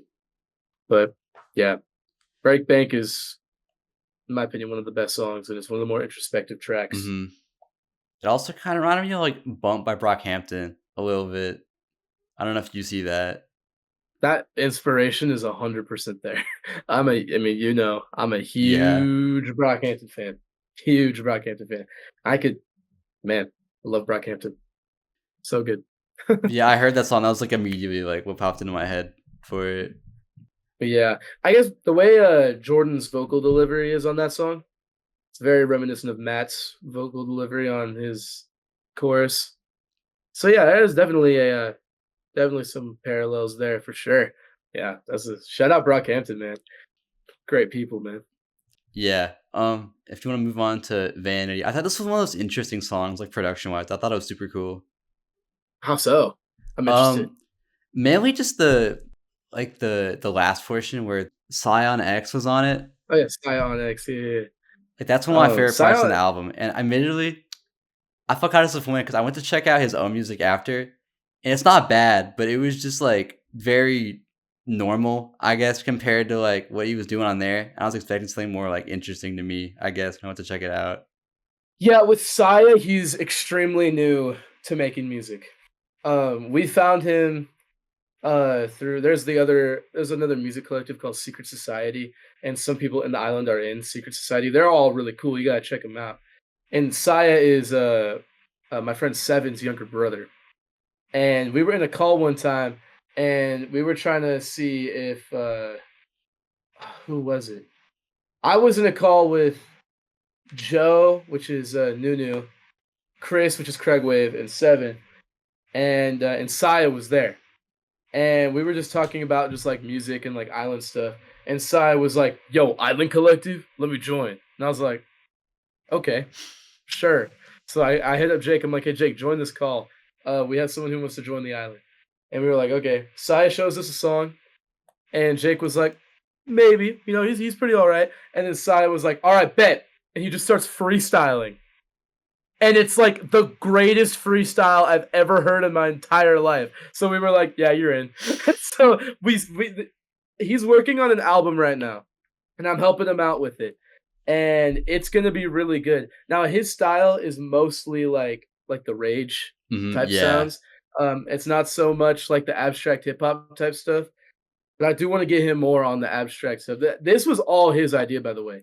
The way this song came about, so I rapped over the little beat for the first part. SF Mission Music, one of my favorite rap songs of all time. I had to rap over that beat. And, that song's just about like an infatuation that I had a long time ago. It's not really anything too crazy topically. And like Mhm. same with the second portion, which I produced that second portion, and the last portion I produced that as well. But Saya, like, he did his verse for Iced on the Island Collective Posse Cut song. And he just started like rapping a cappella, like after his portion of the beat, like all one take, same verse. And then I was like, I'm gonna throw this over this other beat that I made, and I'm gonna just put that at the end of Vanity. The end of Vanity was completely different. It was originally gonna go Marigold, Vanity, Break Bank, but then it became Marigold, Miss Jones, Break Bank, Vanity. And that outro was gonna transition into it was kind of a similar outro to what you got on Mrs. Jones, where it was like super like big and expansive. And I kind of still did that with Vanity, but I changed it. I made it more of like a jazz abstract type part. And what he's saying on the album is so like what he's saying on that song is just so relevant to like the topics of what you're getting on You're the Gem. And it was kind of just like it was lightning in a bottle. It was like God's plan or something, dude. It was like he just made that off rip, not even trying to like do anything, and it just fits so perfectly. So shout out Saya, dude. He's my brother. He's awesome. Um, and what's crazy is he's only 14. That And yeah, so wow, okay. when we put him in the island, we did not know he was 14. We thought he was like 16. But we knew he was young, but we didn't know he was 14. And then he said he was 14, and me and Jake were like, okay, next time we're gonna age verify someone before we let someone in the island. Not that it's like weird or anything, but it's like that's. I mean, it was just really like surprising. You know what I mean? Because of how good he is and like how cool he is. Like he's definitely like way mature for his age. You know what I mean? But yeah, that song is wonderful. I love every part of it. I think it's the only 3-part song on the album too. It was originally gonna be called Vanity/Keep, but I only wanted one, like, two-part title song Well, you have on the Post-it album. Note too, though. Well, I wanted only one on each, like, disc. Oh, I got you. So there's Yeah, Post-it Note on the first disc, Break Bank, and then Nemo Boat. So I just titled it Vanity, but at its heart, it's Vanity/Keep. Um, but it's Vanity. You know, it's a good song. yeah. But I'm excited to see what he does in the future because, like, I would think that was like the part of the song that I like go back to the most, think about the most. So it'd be cool to see him like explore that direction more, especially because he I is hope so he young. does. So Yeah, he's got a lot more to go, man. When I was 14, my music was terrible, and his is like way better than terrible. So like when he's 19, like I am, bro, he's gonna make me look bad. But you know, I guess we'll have to see what's gonna go on. yeah, I had a similar experience with actually with I don't know if you're familiar with them, but Ruby Red. She's an Oh artist yeah, that I've yeah, worked with like twice now and just like talked to generally. But I thought she was like 18, 19, and then I found out that she's actually like 15 and is just so much better crazy. than like anyone my age. It's just ridiculous. Yeah, dude. Because Yeah, some people dude. just have it like that. Hey, some people just are locked in immediately. They don't have to work as hard to get like to a base level of quality. You know what I mean? Mm. Like I had to work hard to get as good as I am. But like, you know, Sai, he just raps. Like he just is a rapper. It's just like wow. Like I kind of wish I was just like a rapper, but I'm a dude and I became a rapper. You know what I mean? It's a There's a difference there. Yeah. Yeah. Also, Vanity was the very first song I recorded in that studio too. So that was the first finished song Hmm. for Gem Collection or Year of the Gem. Yeah, that's pretty cool. Was it like a different experience doing it there compared to like how you normally do it? Yeah, I'm actually in a booth. Well, technically not in a booth, but like I'm in, I guess, you know, I'm in the stew, so it's the booth, you know. I have all this like expensive, really nice hardware equipment that I can mess around with. And like my mixing preset is so much better. Like the mics are legit mics. I know it's pretty easy to get an audio interface nowadays, and like a lot of people do that and like make their own home studios. But seeing one at a legit studio and having like 20 different mics to choose from for different things, like that's something you don't get to have at home. Yeah, and What were you then saying? I think then we get time to move on to the next song, which is Pacific, which is probably a hard song to talk about. So say what you want for that one, but Well, that song is more so in the perspective of someone just with an addiction. mhm. That song is not as much about me specifically. That's more of like a I feel like it's more of a cautionary type tale. I mean, obviously, you know, like the song specifically is about like a porn addiction and like what it's like to have a porn addiction while you're dating somebody. That was not the case with me. You know, Mhm. I don't really watch porn, but I have a lot of friends who would talk about that. You know, they would say like, "Oh, like, you know, I would never cheat on my girlfriend, but like I do struggle with porn." And it's just like it's such an interesting thing. Like, you know, that's not something I struggle with, but that's like an interesting thing to hear people struggle with because like in my mind, like if I were to, you know, like intentionally try to like indulge in something like that while I'm in a relationship, like that feels like cheating. You know what I mean? But clearly that's not what's going on. You know what I mean? So it's like I'm kind of like rapping from the perspective of what that's like and like because they really aren't intending on trying to like cause harm on anything and I really have sympathy for those people because it's not like of straight lust, it's more so an addiction, you know what I mean? And so I feel like making a song like that is like it was just something that was on my mind and I felt like I needed to make a song like that. And I feel like people will relate to it and people will I think more people won't be afraid to like talk about like what's going on. You know what I mean? Mhm. And Stella's vocals are amazing. I got two instrumental features, which was really cool. I got a live saxophone verse from my friend Alexander, and a live piano outro, and his part was kind of woven into the beat for the second verse as well. From my friend Preston, who has been playing piano for a long time. Like those are two of my best friends, so I had to include them. That's something about this album too. A lot of the features are my friends, you know, not even people who really make music. So it's like it's really cool to see that. I don't know. What do you think about Pacific? I mean, I like it, and I like what you're talking about on that song, but it definitely is like an album cut. I would say it's not one I really like go back to. Hey, that's fair, man. With an album as long as You're the Gym, you know, that's I feel like that's just gonna happen. You know what I mean? Hmm. But it does have its fans, especially because of like the saxophone part. Like that's just it's so cool. I need to get more instrumental features. I think it's so fun. Yeah, like, I have a lot of friends here that like play instruments and are like I have one friend that plays at like a jazz club like every month or so. So it's like I need to like talk to them about doing stuff because I know a lot of people that do music but don't like produce necessarily. I should try to like Yeah, incorporate them with dude. my own stuff.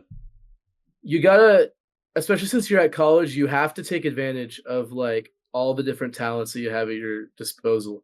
You know, you have to like I have a friend who's a really good singer. I have multiple friends who are really good singers.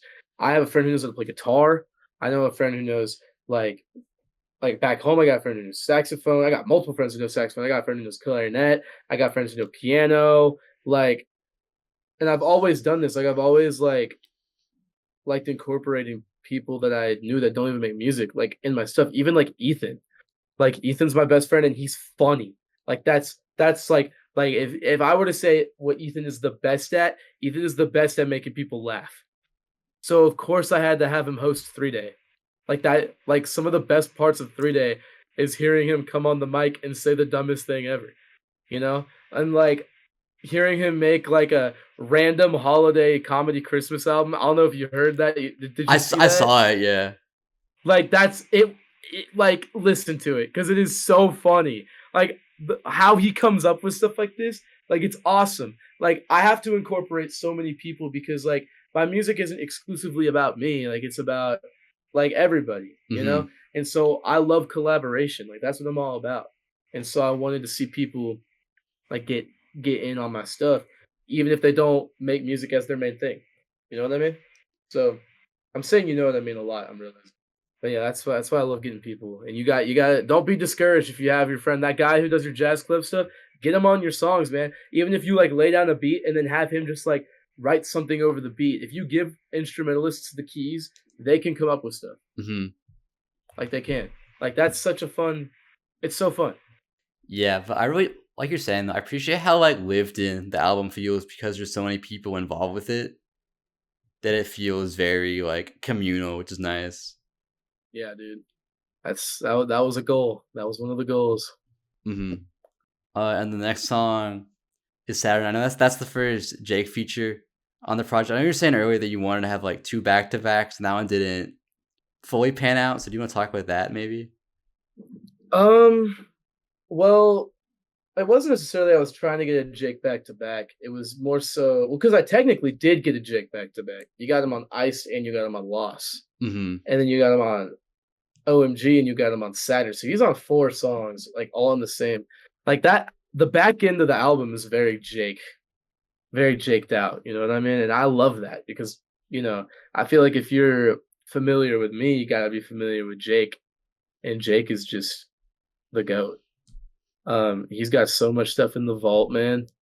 Like, dude, if you thought 2024 was like crazy output for me, 2025 is crazy output for Jake. Like, he cooks like every day now. Like, it's so cool to see, and people need it. People need his music because he is. I think everybody can agree he's like probably one of the best rappers like out making music at this size in this scene. Like, he is just by far one of, if not the best. In my opinion, he's the best. But I'm biased, and I'm gonna ride or die with that. Like, he's the best rapper of all Hmm. time. He just is. Um, but dude, on Saturn, that beat is so old. Like that beat is criminally old. In fact, I think the drums on that beat are absolutely terrible. But I kept them because it's the vibe and that song isn't as impressive production wise. It's more so about what we're talking about. And that song is mainly just about like what it's like to grow up, what it's like to live in the past, and now we have to live in the future. And I had a good amount of my verse written in like 2021.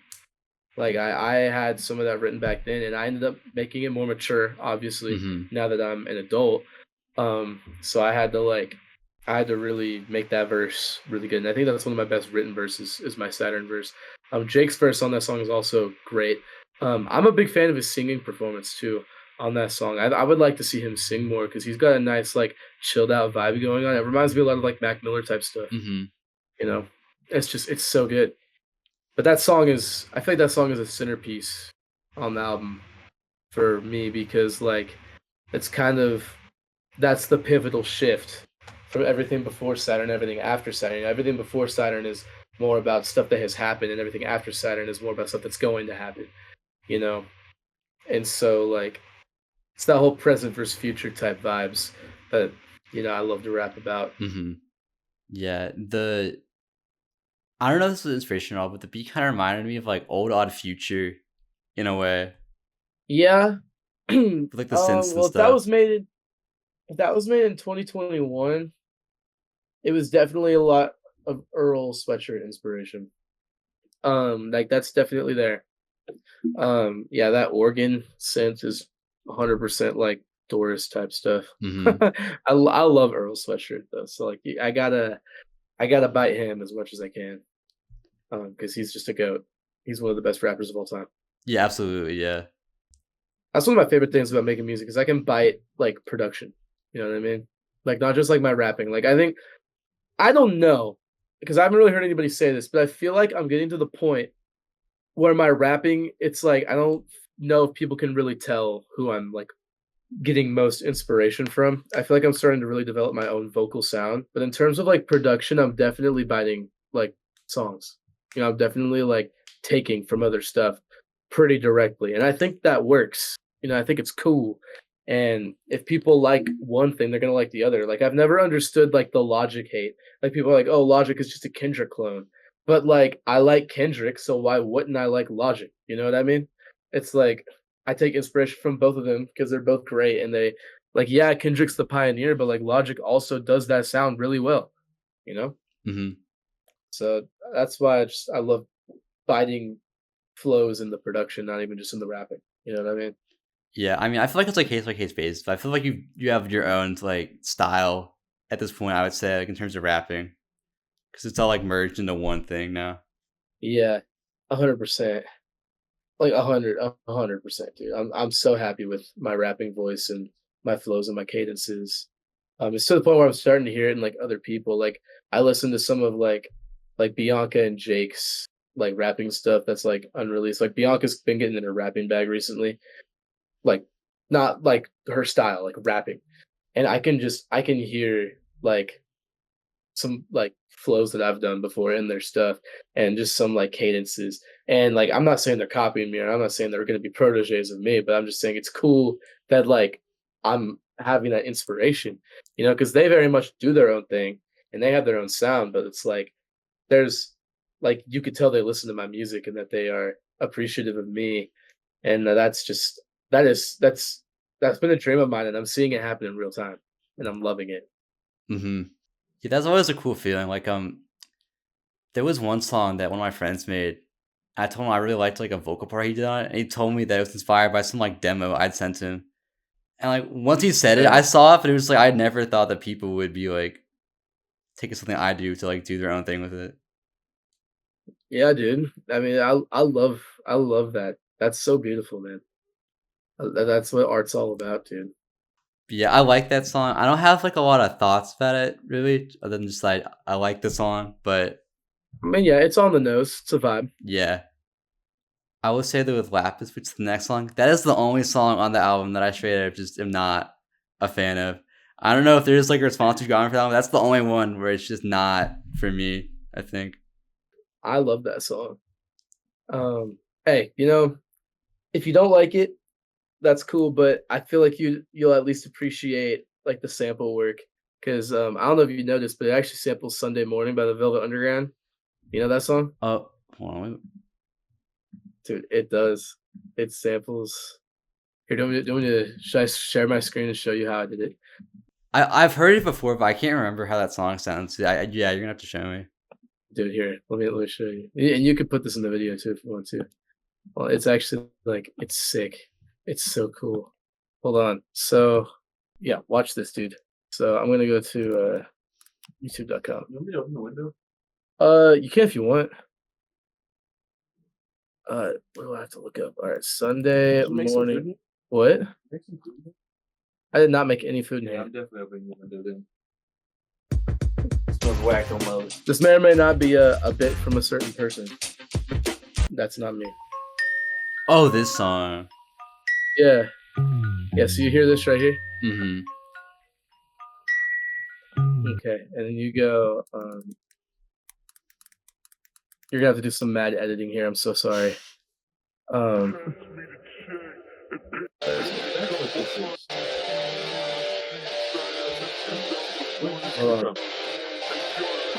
When does it come in? Oh yeah, okay, it'll be in your left ear. Do you hear that? Oh, I hear it, yeah.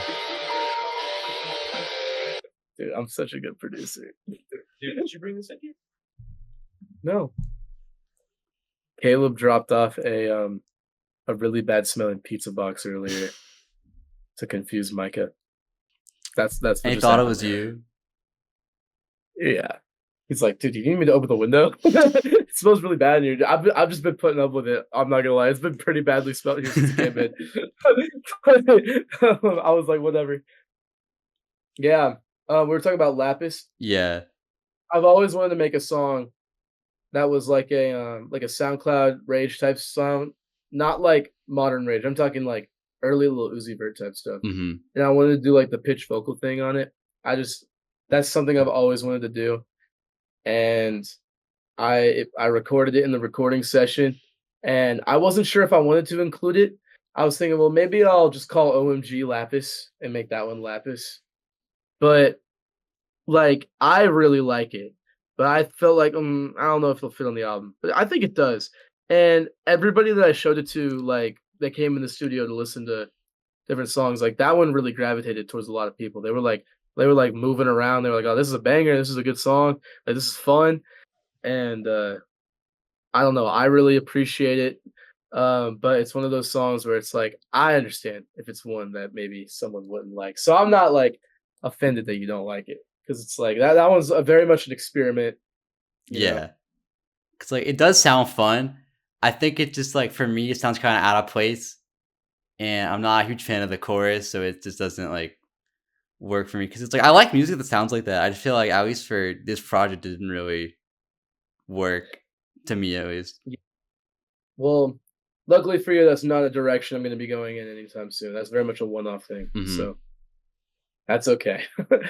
If there's one song that you wouldn't like, at least it's the one with the least amount of substance. It's just a fun song. Yeah. That beat though is majestical. I love that beat. That's probably a top 3 beats like on the project for sure. Yeah, great song. I love it. Good amount of people like it. Heard it here first. Amu hates Lapis. Amu is a Lapis hater. Yeah, not Amu a fan. I don't know, because it's Amu supposed hates to be Payden McKnight. discussion, so I'm gonna say how I feel, and that was the only song No. where I just wasn't rocking with it. But one song I do rock with is OMG. I know I told you that was one of my favorites, and at first I did think the sample was kind of, I don't know. I know I told you it was like a very obvious sample, but then you told me that you sampled it like before it was becoming like really commonly used, so it makes more sense now. Yeah. Well, for those who don't know, the beat is like the Tokyo Ghost 777 beat is one of the most iconic like cloud rap beats like of all time. And so to show my cloud rap appreciation, I had to use it. And I did a similar thing on Crown with the After Laughter sample. I gotta show my appreciation to the genre that I do, you know? And I made my entirely own beat out of it. Originally me and Jake were gonna write something for it that meant something, that was gonna be like a really cool lyrically introspective song, a lot like Saturn. And then we got in the studio and Jake said, I gotta leave to go back to Tulsa in 45 minutes. So we were like, F it, let's freestyle. So literally we made that song in like 20 minutes. We spat like as many bars as we wanted to, and then we're like, all right, my turn. Sometimes I listen to that song and I don't even know who's rapping because they're like the bars just kind of like go in, like the mic pass is too smooth. It's almost too smooth. You know what I mean? Mm-hmm. Like you can't even really hear the difference between us, and I think that's what makes us so good as a duo. It's like when we come together on a track, especially on a lot of the late night drive stuff, it's really like one song made by one person. You know, like we're really one person put into two, and like I think we're the perfect duo, man. Like I don't think you can get a better duo out of either of us, and I think OMG is just like proof of that. And we're also just like down to have fun. Like some of those bars are just not even bars; they're just stupid, but it's like fun.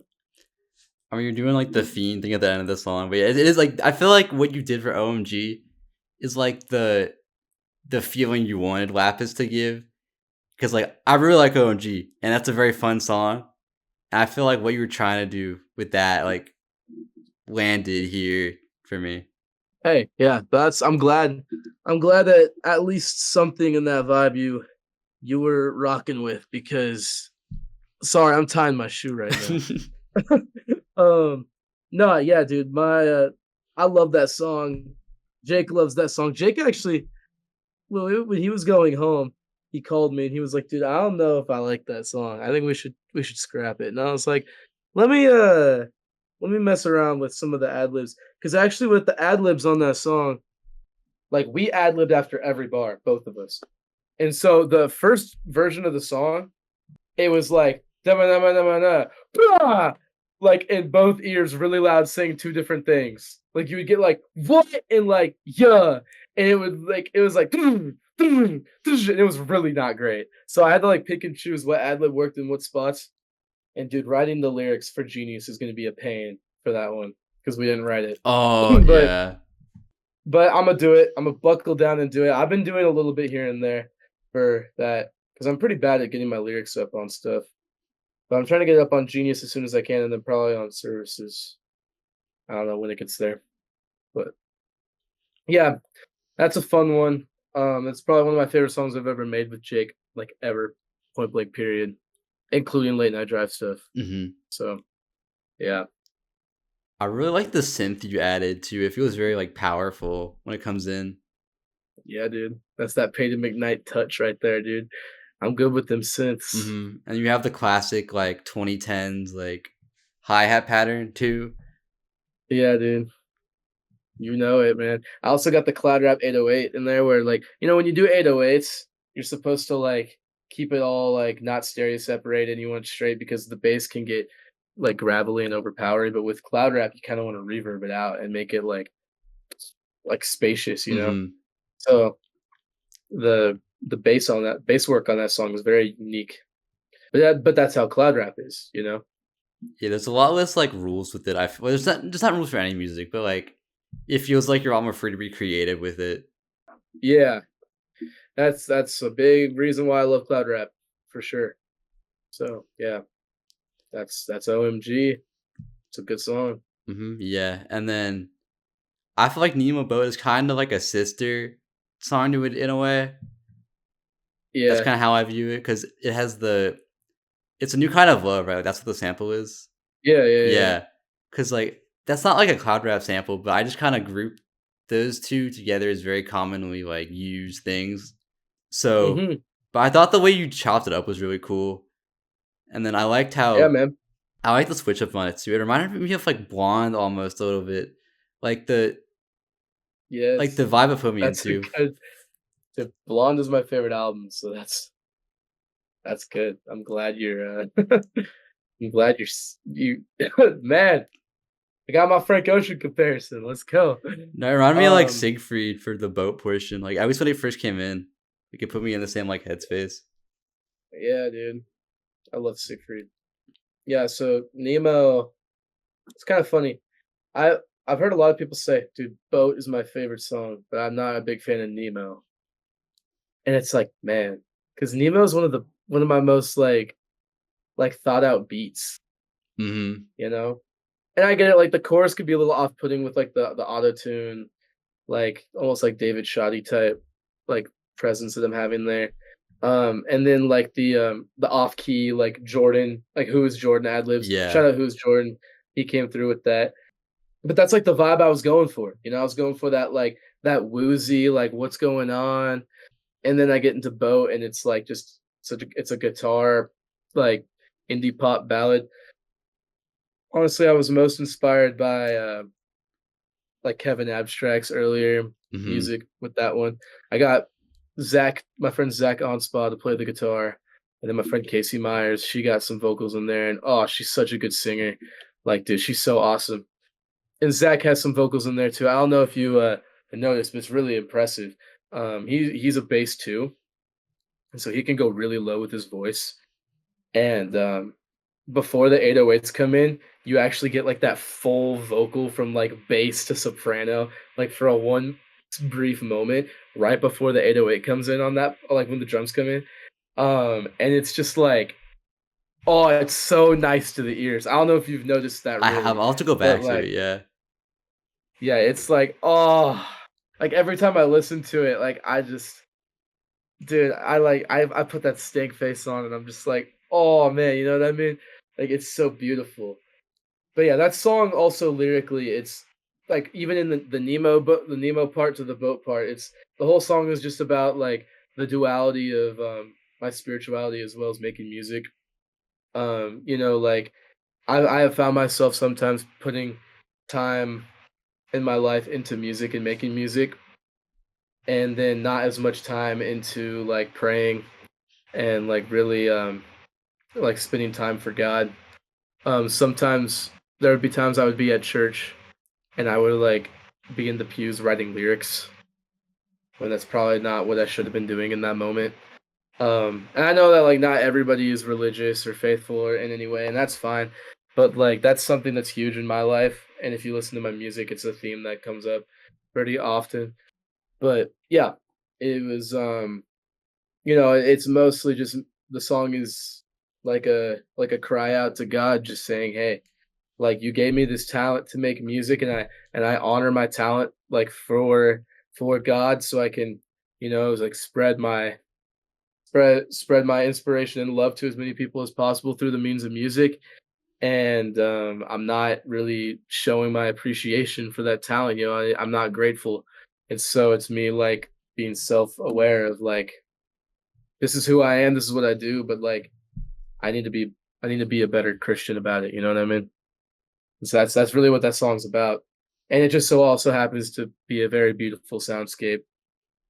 So that is definitely 100% the best song on the whole album. Just like in terms of the production and like just the what it's about and like the collaborations. Oh yeah, Ethan's on the song too. Fun fact. Ethan the Executioner made an appearance. So that's you always gotta love an Ethan Hmm. appearance because he's just awesome. So yeah, do you have any thoughts on the song? You know, I really like the first half. So I don't know. Like people, I like what you're saying with like the Woozy feeling was exactly what I got from it.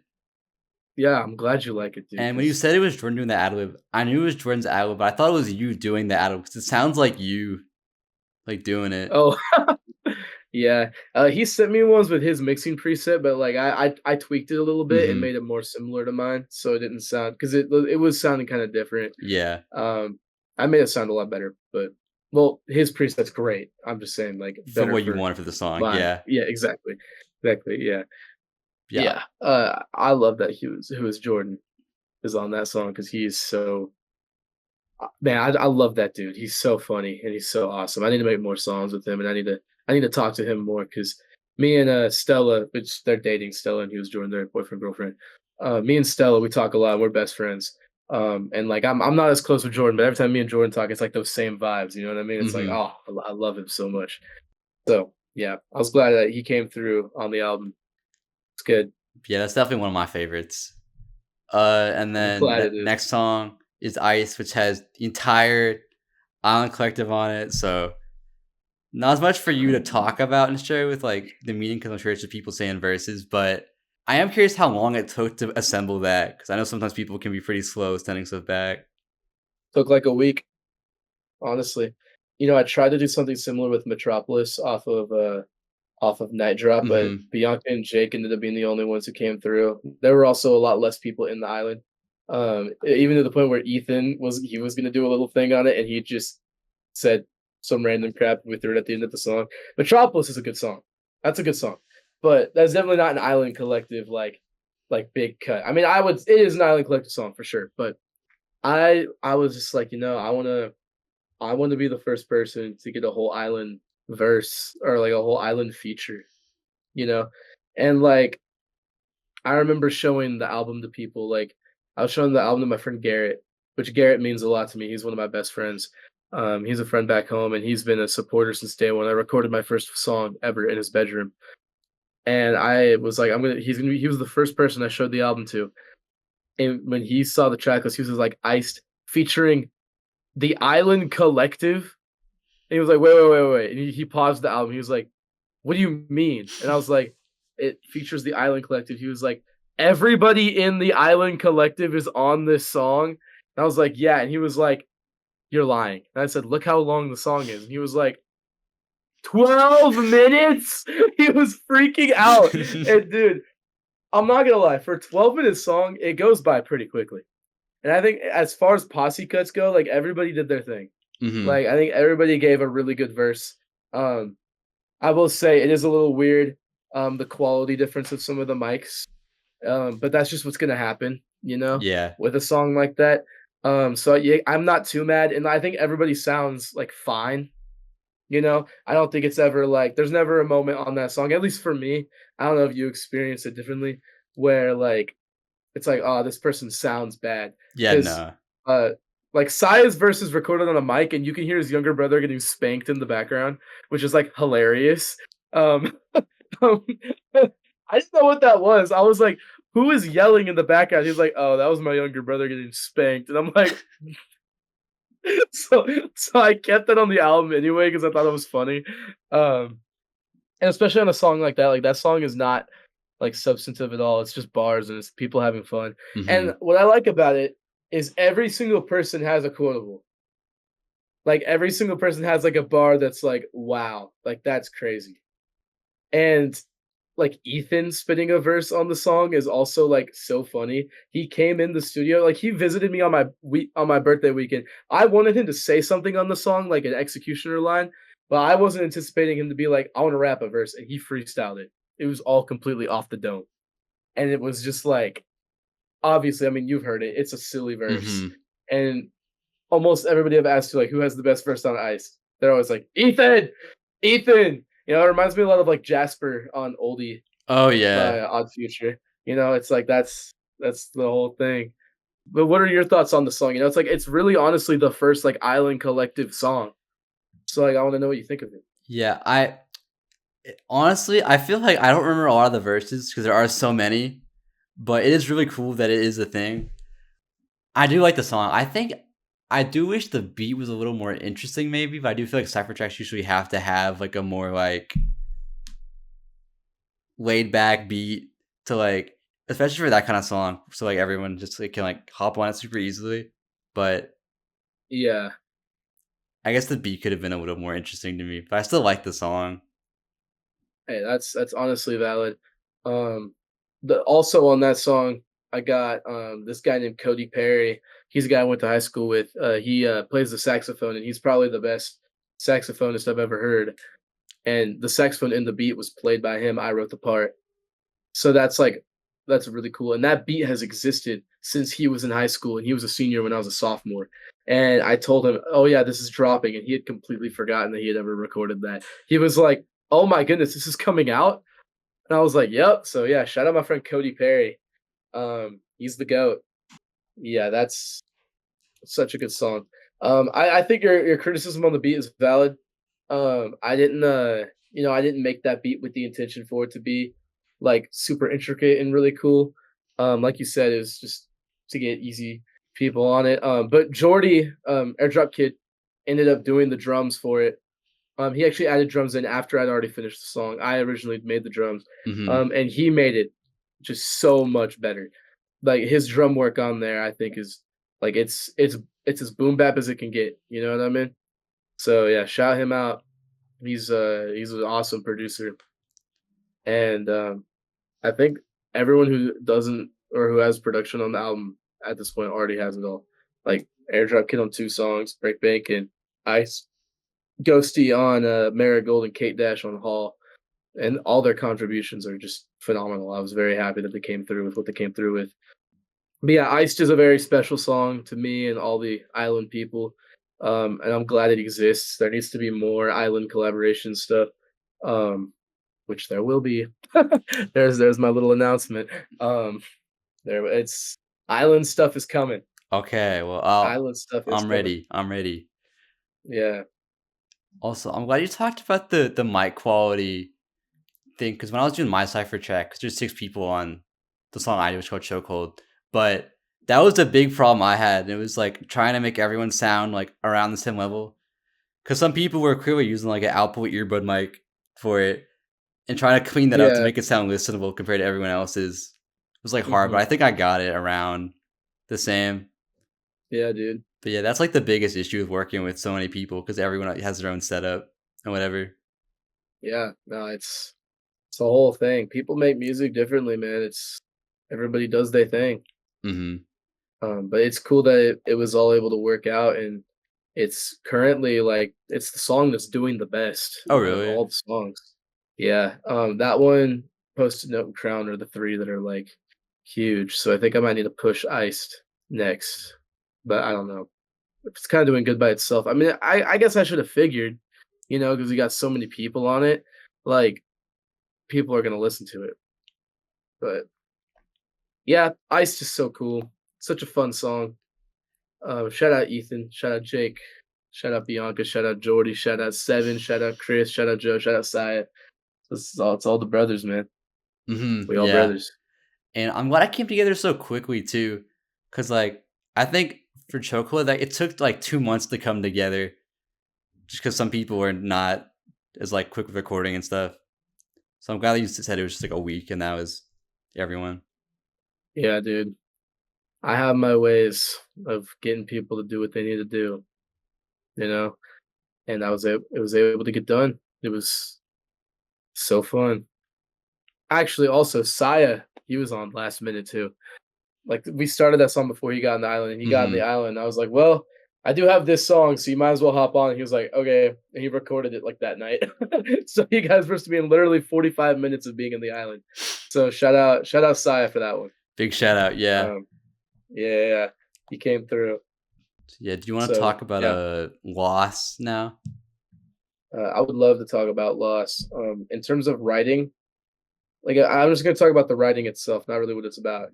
The writing itself is extremely like I'm extremely impressed by what I did with that.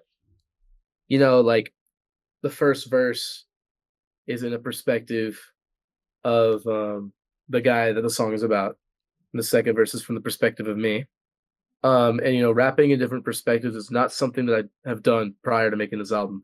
I did it on Pacific and I did it on Loss.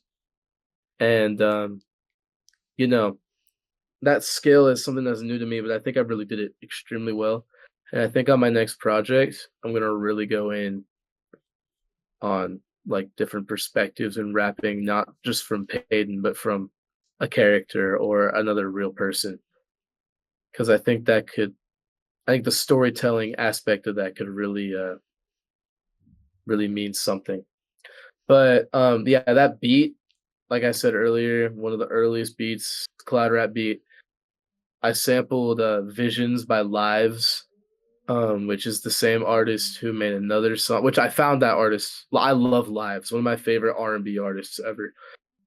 I found her because she was sampled on the song When Sparks Fly by Vince Oh, Staples. I was gonna say that's what it reminded me of. Yeah. Okay. That makes sense then.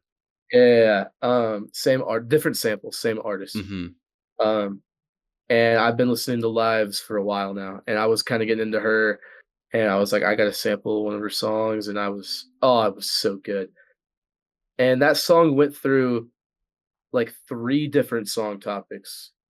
The original recording was just me. It was like a 2-minute song, and it was one verse. It was me talking about a very specific instance I had with this one girl, not like a relationship or anything. It was like a very specific weird moment, and I originally wrote that, but Jake told me that it sucked, so I scrapped it. He was like, "This song is really bad," but I think looking back on it, I think he said that because he knew what happened and it was awkward for him to listen to it. You know what I mean? Hmm. Because he knows. He like he's in the know. And then the second time I did it, it was about a friend that I had a falling out with, and then I did become friends with him again. And that's when it got the title Loss. I was like, okay, well, I lost a friend, but now he's back. And then I sent the beat to Jake, and I was like, well, maybe this can be in this time period right here is like 2022. I was like, well, maybe Jake can hop on this song. And I was like, well, I think I'm gonna scrap this song anyway. You can have the beat. So he took the beat and he made a verse over it in like one night. And the verse that he recorded is the verse that's on the final song. Mhm. And I don't want to speak for him, but he has said that like that song, him recording that verse is what brought him back into making music from his slump that he had. Because I don't know if you know, but like in 2020, 2021, and even a lot of 2022, he wasn't really making a lot of music. Yeah. And it was because he was facing a lot of really bad depression and bad moments in his life. And he never wanted to release that verse. Like he was hesitant to let that verse come out in 2022. And so originally Lost was like I had like a Lost demo on in my vault, and it had my part and his part, but it wasn't really like a song intended to be a collaboration. It was more so we both had recorded over the beat and it just happens to be on this same like audio file. So it was just like my verse and his verse. Two completely different songs pretty much. It's a hard verse to listen to, but his perspective of that verse is like, he was going through a terrible mental space that almost led him to potentially considering suicide. And that was really heavy for him. But because he chose to stay alive and not go down that route mentally, and because he chose to keep making music, he finds solace in his existence. And that's someone who is in that mental space. He was able to overcome it and find a passion and find a way to not only live life for him, but live life for other people. And that's why people make music. It's for other people. Well, at least that's why they release it. And so now fast forward to like October, and I'm backstage in a musical that I was in my college, and I got a text message where I got news that somebody who was a huge fan of my music had unfortunately committed suicide, and that destroyed me for like a good few days. And I ended up writing that verse. And this guy, he went to my high school. His name was Deshaun. I wasn't ever really close friends with him, and I don't think anybody really knew that we ever really had a lot of interactions. But there was a time in PE class in the locker room, and I got beat up by a kid. And I didn't really care. It was like whatever. Like I was bleeding a little bit, but like I wasn't impressed about it. I was like, this kid's a loser. He thinks he's so cool. Right? I never really got affected by bullying. Like I can take any kind. Like it's fine. But he happened to be in the locker room, and he was a big popular kid. He was an athlete. He was on the football team, wrestling team, like track team, all that. Um, and he came up to me and he's like, "Hey, you good, man?" And I was like, "Yeah, I'm good." And like I was just like chilling, like when someone comes up to you and you don't want to like you don't know them, but you put like a smile on your face and you talk like Yeah. extra happy. I was like, "Yeah, man, I'm good. I'm doing all right." And he was like, "Dude, you're like bleeding. Like, like bro, you're like, are you? No, be so for real." And I'm like, "Yeah, I'm fine." And he's like, "Are you sure?" Like he was in disbelief, and I was like, "Yeah, I'm fine, man." Like, and he's like, "Don't you make music? Aren't you that Payden kid?" And I was like, "Yeah." And he's like, "Dude, that's so cool. Like you should keep making music, man. Like you're out here." And I was just talking about my music, and I was like, "Yeah, dude. Like I'm so glad that you recognize me from that, because a lot of people, they don't really appreciate what I do. They're just like, duh, duh, duh, Payden McKnight, hey." And I'm out here actually trying to do something. And he was like, "Yeah, man. Like you're talented. You got to keep going. Like you got to just keep doing it." And then like about a week later, well, not a week later, it was like a couple months later, he listened to a song that I dropped called Ecstasy. And I think it's still up. And he loved it. And he messaged me and he was like, "Hey man, I'm gonna be honest with you. I was just trying to be nice to you because, like, I knew that people were being rude to you. I hadn't heard your music when I was talking to you, but, like, I decided to check it out, and dude, it's really good. And ever since then, every time I dropped, he would, like he would send me, like, a review. I'm sorry, dude, this is hard. No, This is a you're hard one okay. Yeah. to talk about. Oh my lord. He would, he would send me reviews, like, talking about, this is something that, would move him and that he, really appreciated that I made, and, he would always say, "Dude, I love that your music is just you. Like, I love that you don't care, you're not trying too hard, you're just making music," and, he said, "You are going to impact lives, like, you are going to do big things." And when I released Flower, it low-key got to the point where I would wait for it, I'd be like, "Oh, Mhm. I get to hear the Deshaun review," and I was destroyed, and, it was, exactly a month after Flower had come out too, and it was, like I was like, "Alright, this is what loss is about." And I think, that, perspective style of song structure worked perfectly for what the song was about. Because the first verse is his perspective of meeting me and listening to my music, and it's a very short verse, and that's the point because all his interaction he ever had with me and all that I ever did for him was I made music and he appreciated that there was somebody in our town that made music and that I was able to put myself out there and he found a connection to that. My verse is the perspective of realizing that there are people out there that really appreciate what I do, and they're able to they will, listen to it and they will be inspired by it, whether it's them making music or whether it's them just living life. And he was somebody who listened to my music and truly was inspired by it, and he did not make it through.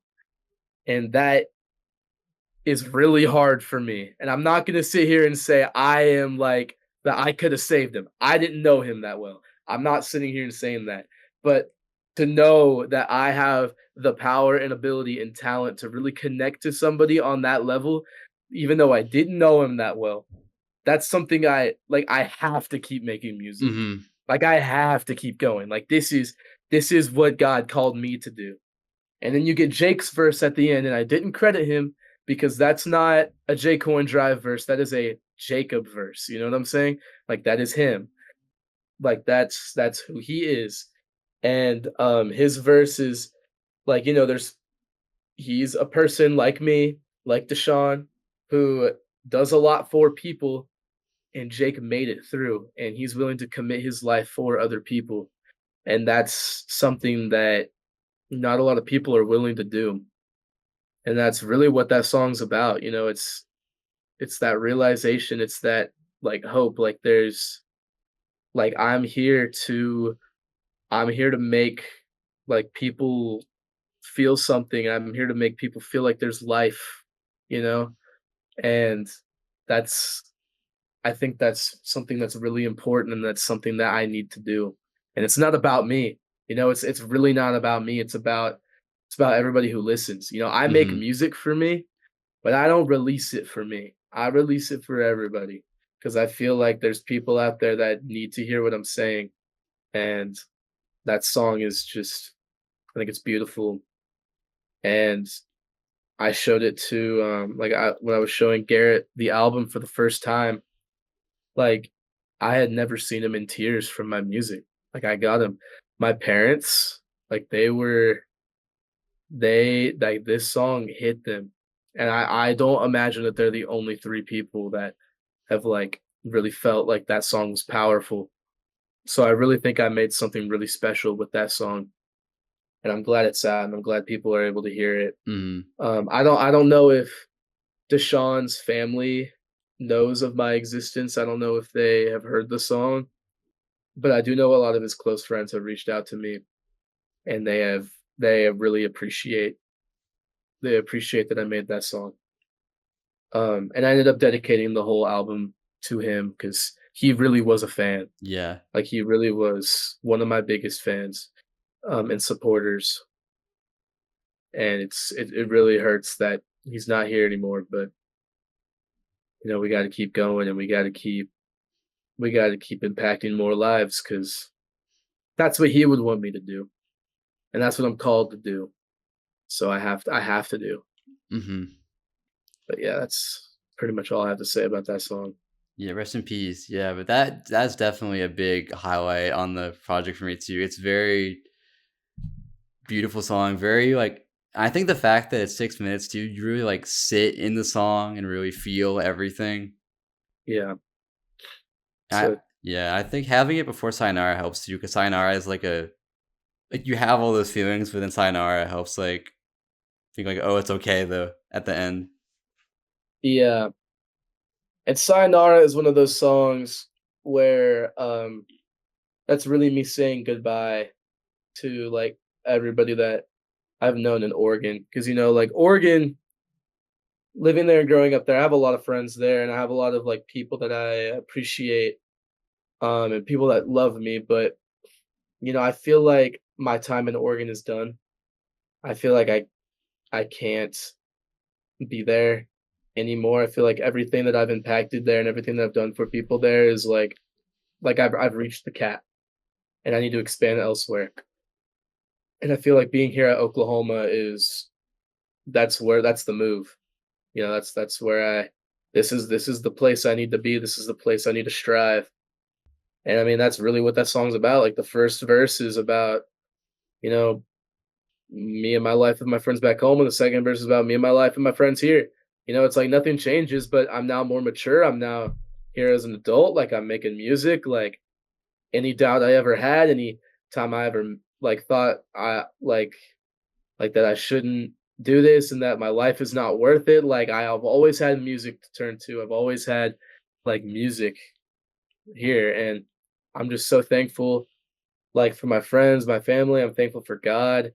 I'm thankful for my supporters and my fans. Like I'm so thankful that they were all able to be here for me and show me that music is really like my thing, you know, and I'm gonna keep going. Like this isn't the end, and I think we're a little bit past the beginning now. Like we're really getting into it, you know, Mm-hmm.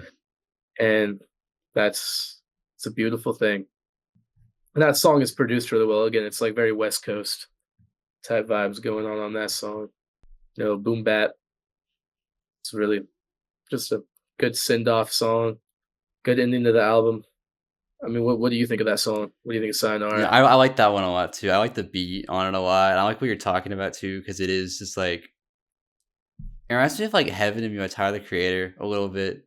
Because you know, I mean, he's Oh talking yeah, about his childhood and all the things that he was growing up with, and how I don't know what I'm trying to say, but like it reminded me of that a little bit, even though the contexts are different. yeah. Oh, that's a good connection. Because you know I am very inspired by Tyler, especially the sample on that song I found on Instagram.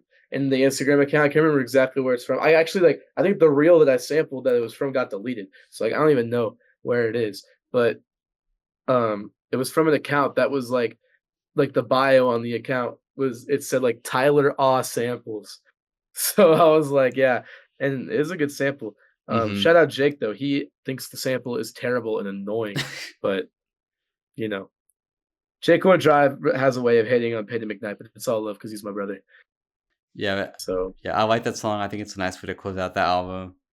It's a very yeah, man. satisfying conclusion too, which I feel Yeah, like you really had to it nail is. the outro, especially because it is such a long album.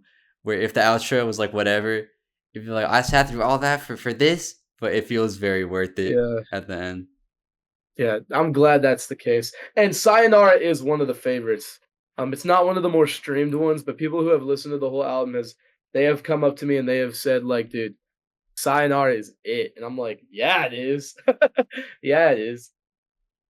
If you could do like a top 5 on the album, like what would you say are like your top 5 favorite songs? Like I'm curious. Let me look at Like the not in order. Not don't do it in yeah, order, not in but order. Okay, I know Post Note's definitely up there. Miss Jones definitely up there. OMG is definitely up there as well. And those are then good ones. hmm, I think I'll put Vanity up there. I think that's my Okay. my top five. It's hey, that's a good pick. Those are good picks, man. Those are really good picks. Yeah, it's hard for me to make a top 5 because I made the album. But I mean, I will say, like, in terms of writing, because I am more of a lyricist, so like that's something I'm concerned about more with my own stuff. Like in terms of the writing, I'd have to say that like Saturn, Loss, Vanity, and Pacific and Hall are probably some of my favorites, as well as Monster. That's got to be up there for me as well. I think Crown is going to be one that like that's one that a lot of people really appreciate. The bar work on Crown is really impressive, Hmm. and it's a little silly, but it's also very like important. So like I think I really cooked in my writing bag for this album. Yeah, but now that the album is out, like how do you feel? Because that was in the work for so long, and now it's finally out. People are finally hearing it. It feels good because I feel like I have an album out now, you know? I feel like, like I've always released projects and albums and stuff. Like, it reminds me when I released I Night Radio, all the way back in 2021. Like that was my first hurrah. That was my first like this is what I'm doing. Hmm. And a lot of people liked I Night Radio when it came out. Obviously, it has not aged great. It was my first big thing. And people like at school were like, "Yeah, dude, this is good." And now here at Year of the Gym, people are like, "Dude, congratulations on your album." And there's people that I've talked to that are like, "Dude, I listened to your album. There's some songs on my playlist." And I'm glad that that's at least like with the track length, I'm glad that at least people are taking their favorites off of it. And I know that's like a criticism. A lot of people gets like, "Oh, you're gonna bloat up your album, and then people are gonna take their songs and leave." But I'm glad that people are doing that because like what it came down for me was like I went in making 17 songs and I was like, I'm probably gonna make like a 12-track album, and I couldn't cut any of them off. They were all just too good. Like I felt too great about all of them. And I think it speaks a lot when there's different people that have different songs on their playlist. Like people grabbed their 6 or 7 songs they really love, and that 6 or 7 is not a common 6 or 7. You know what I mean? And so it's really cool to hear people like come up to me in person, people message me, people share it on their stories. I had people putting my album on their stories that have never ever shared my music. And then I ran the post-it note ad and I got like 3 people, like random people, like, dude, your music's good.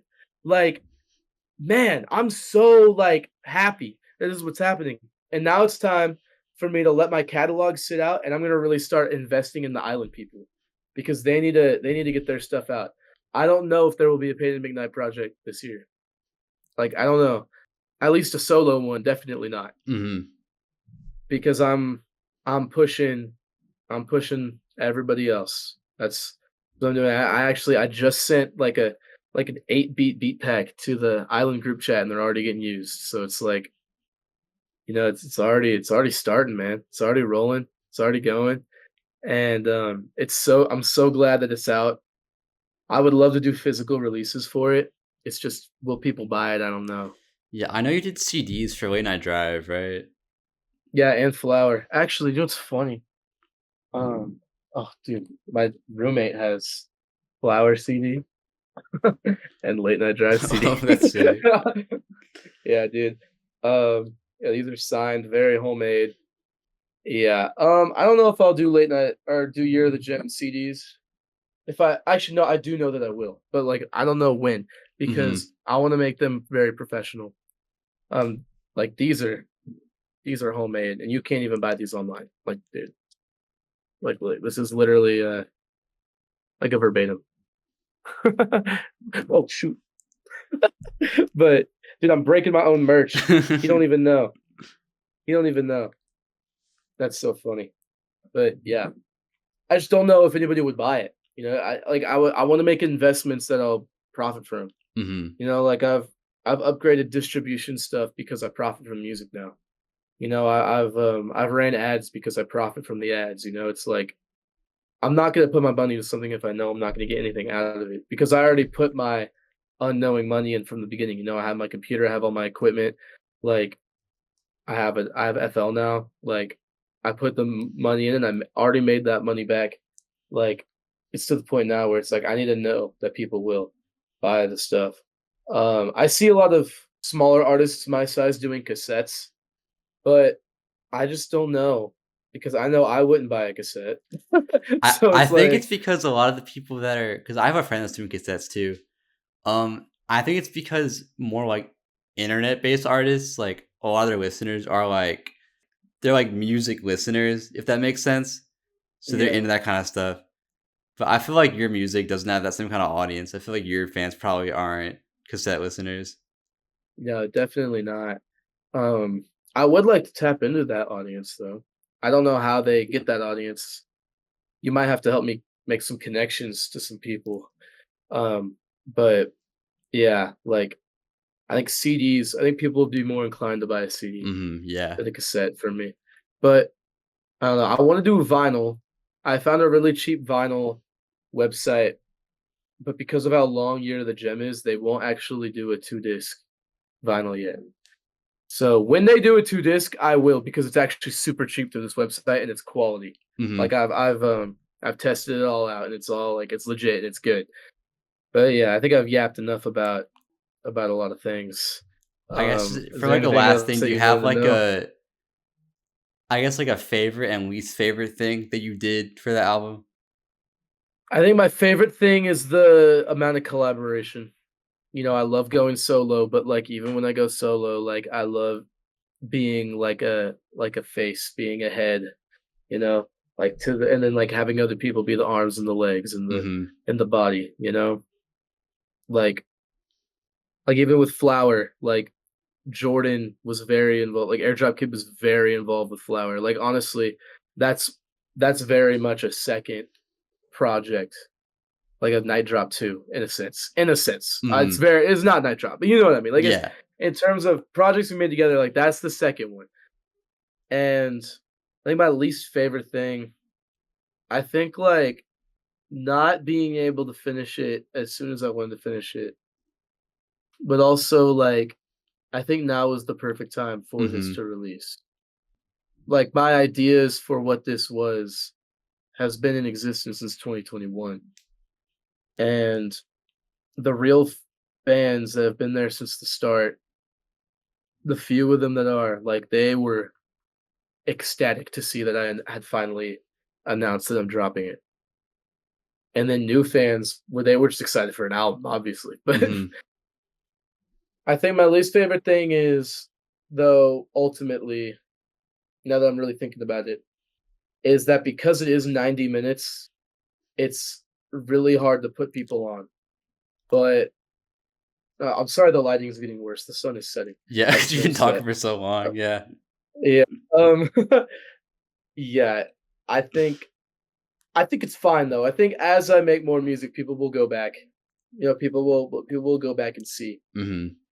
But I'm gonna keep pushing it. I'm gonna keep going. Yeah. And I'm glad that you're here for the journey too, because you're really awesome, and I'm glad that you're wanting the platform, like me and the album and all my friends too. Like even I know like seeing you interview even just like Exophilo was just like I know you were probably excited for that, but like that's my dog, you know, like that's my Mhm. friend, Yeah, because and like, just I've been like a Fila seeing fan since, like, you, 2021 too, so it was cool seeing, like, because I knew where they came from, seeing them now is, like, crazy. yeah, dude. Like, I was there for their original album drop that's not even up anymore, like, at the listening party and stuff, so it's, like, crazy going from that to where they are today. Nah, shout out Exophilo, dude. They actually sent me a beat, and it is crazy. So we're gonna get some Payden Philo collabs going on this year, Mhm. some more. But yeah, like I think it's so cool that you're wanting to put on all these different pockets of underground artists. Like your networking ability is so impressive. Thank you, Like the yeah. amount of connections that you've made, like through all this, it can't be understated. We need more Hidden Driveway supporters. Like we need more Hidden Driveway supporters out there because it's like, dude, you're so talented, dude. It's so cool. Thank you, and I think we need more hidden driveways in general, because like, all you need is a computer and OBS, like, that's literally all you need to do it. Yeah, dude. So, like, I don't know, like, it started because I was like, I knew there was like a scene of people that I was part of and nobody was covering it, and it's like, they deserve to be covered and to be platformed. If no one's gonna do it, I kind of have to. That's how I felt. So Sometimes that's how it feels. I relate to that. Like sometimes no one's doing it, so I have to. You know, that's why I made Crown. You know, it's the same type of deal. Yeah, it's like I don't know if I necessarily think I'm the best person to be doing it. Like I don't think I'm the most well spoken, but I have the passion for it. I think it's important, and that's why I keep doing it. So Hey, I'm entertained by all of them, dude. Even if I don't know the artist, I have seen every single rock paper scissors. I'll tell you that. I've seen every single one, and they are entertaining. So you got to keep going. Yeah, like you got this in the bag, and who knows? Maybe eventually you'll get to like an IRL type networking situation. That would be really cool to see more IRL interviews. I mean, I have some plan. I'll tell you about that after this. But yeah, back to your stuff though. I think it is smart to let your music just breathe for a bit because you put out so much, and it's almost like an A-Hype type scenario where he puts out so much music that you see it, but you might not be able to actually get to it. So I think it's good that you're gonna let your catalog breathe for a bit, let people go back, see all the hard work you put into it, and really appreciate dude. I mean, it. five in 1 year is insane. Mm-hmm. Yeah, dude, 5 in 1 year is crazy. Well, I'm curious. What out of all the 5, what is your favorite? Hold on, I gotta look. I'm pretty sure it's probably still. I think your best moments are You're the Gem, probably. But I think in terms of like album that I'll listen to front to back, it's still Late Night Drive, probably. It's a good pick. Honestly, I think I would say it's a good pick for all of them. But yeah, dude. That's a fun one. I mean, I told you, like, I was listening to like every day on the way to like my summer classes. And at first it was just to prepare for the interview because we were doing your interview around that time. But even after it was over, I was still doing it because it's just a really good like way to start your morning. So hey, I'm glad. I'm glad, dude. Yeah, this has been a really long video. Yeah. But I think we had a lot to talk about. Video. I feel like you really got to express how much work and passion you put into this project. I think it really shows. So I don't think anyone would have watched the whole video if they haven't heard the project. But you know, maybe you hear, go listen again. Bro, yeah, dude, we need more streams, yo. We need to get my money up, yo. Let's run it. Yeah, I'm super glad that I've been able to help document a part of your journey because even like your interview we did compared to now, a lot has happened, a lot has changed, which I think is super cool. Yeah. And excited to see where you go from here. I think this like new series is cool because I feel like before, if an artist did something, I'm not going to interview them again. So it was hard to like help continue to like promote people. But I think this is a cool way to like get a really in-depth look at like what the artist was doing for a specific project. Yeah, dude. I mean, you did it with you and Cameron Scholl, and you just did it with like, the one with Bappy was a little different, but you even did it with their EP that they did. Yeah. So like, you know, like just keep doing. I think that's a cool idea. Just keep making more. Like every time someone drops like a big project of some sort, like I think that's a good idea because then it's gonna get people invested. Because you know, some people like are subscribed to your channel, but they might not be like into all the artists. Like I'm not into all the artists you've interviewed. You know what I mean? Mm-hmm. But that would help put people on. I think you really got something going with that. It's a good idea. You're so awesome, dude. Thank you. Yeah, I admittedly I do think I'm gonna slow down on the interviews after I hit the 1 year anniversary. Where I'll probably switch to doing them bi-weekly, and then if there's one I just really want to do, I'll probably put it in that like in between week, because it is a lot. Like just because I have school and this and my own music, and balancing all of it is really hard sometimes. Yeah, so, don't burn yourself out, man. So I think now that I have created like the platform to like it's a thing now. I've done it long enough that's like a real thing, and I can come back to it when I want to. I think that's the best way to keep doing it going forwards. But that's enough about me. You definitely go listen to You're the Gem. I'm sure you probably already have. You're at the end of the video, but go do it again. Maybe you don't follow Payden on everything. Go follow him because he's super awesome. Yeah, bro. Go follow Hidden Driveway and everything, yo. Do it. And yeah. And also, I never say to like, comment anything, but maybe comment your thoughts on the album too. Let's get a little discussion going about what you think maybe. Because I think that could be cool. Yeah, I would join the conversation, yo. I'd like to hear it. Any criticism, bro. Any criticism, even if you just liked it or if you just appreciated something, like that'd be great. That'd be awesome. But yeah, this has been a Hidden Driveway debrief. Thank you for watching. Goodbye.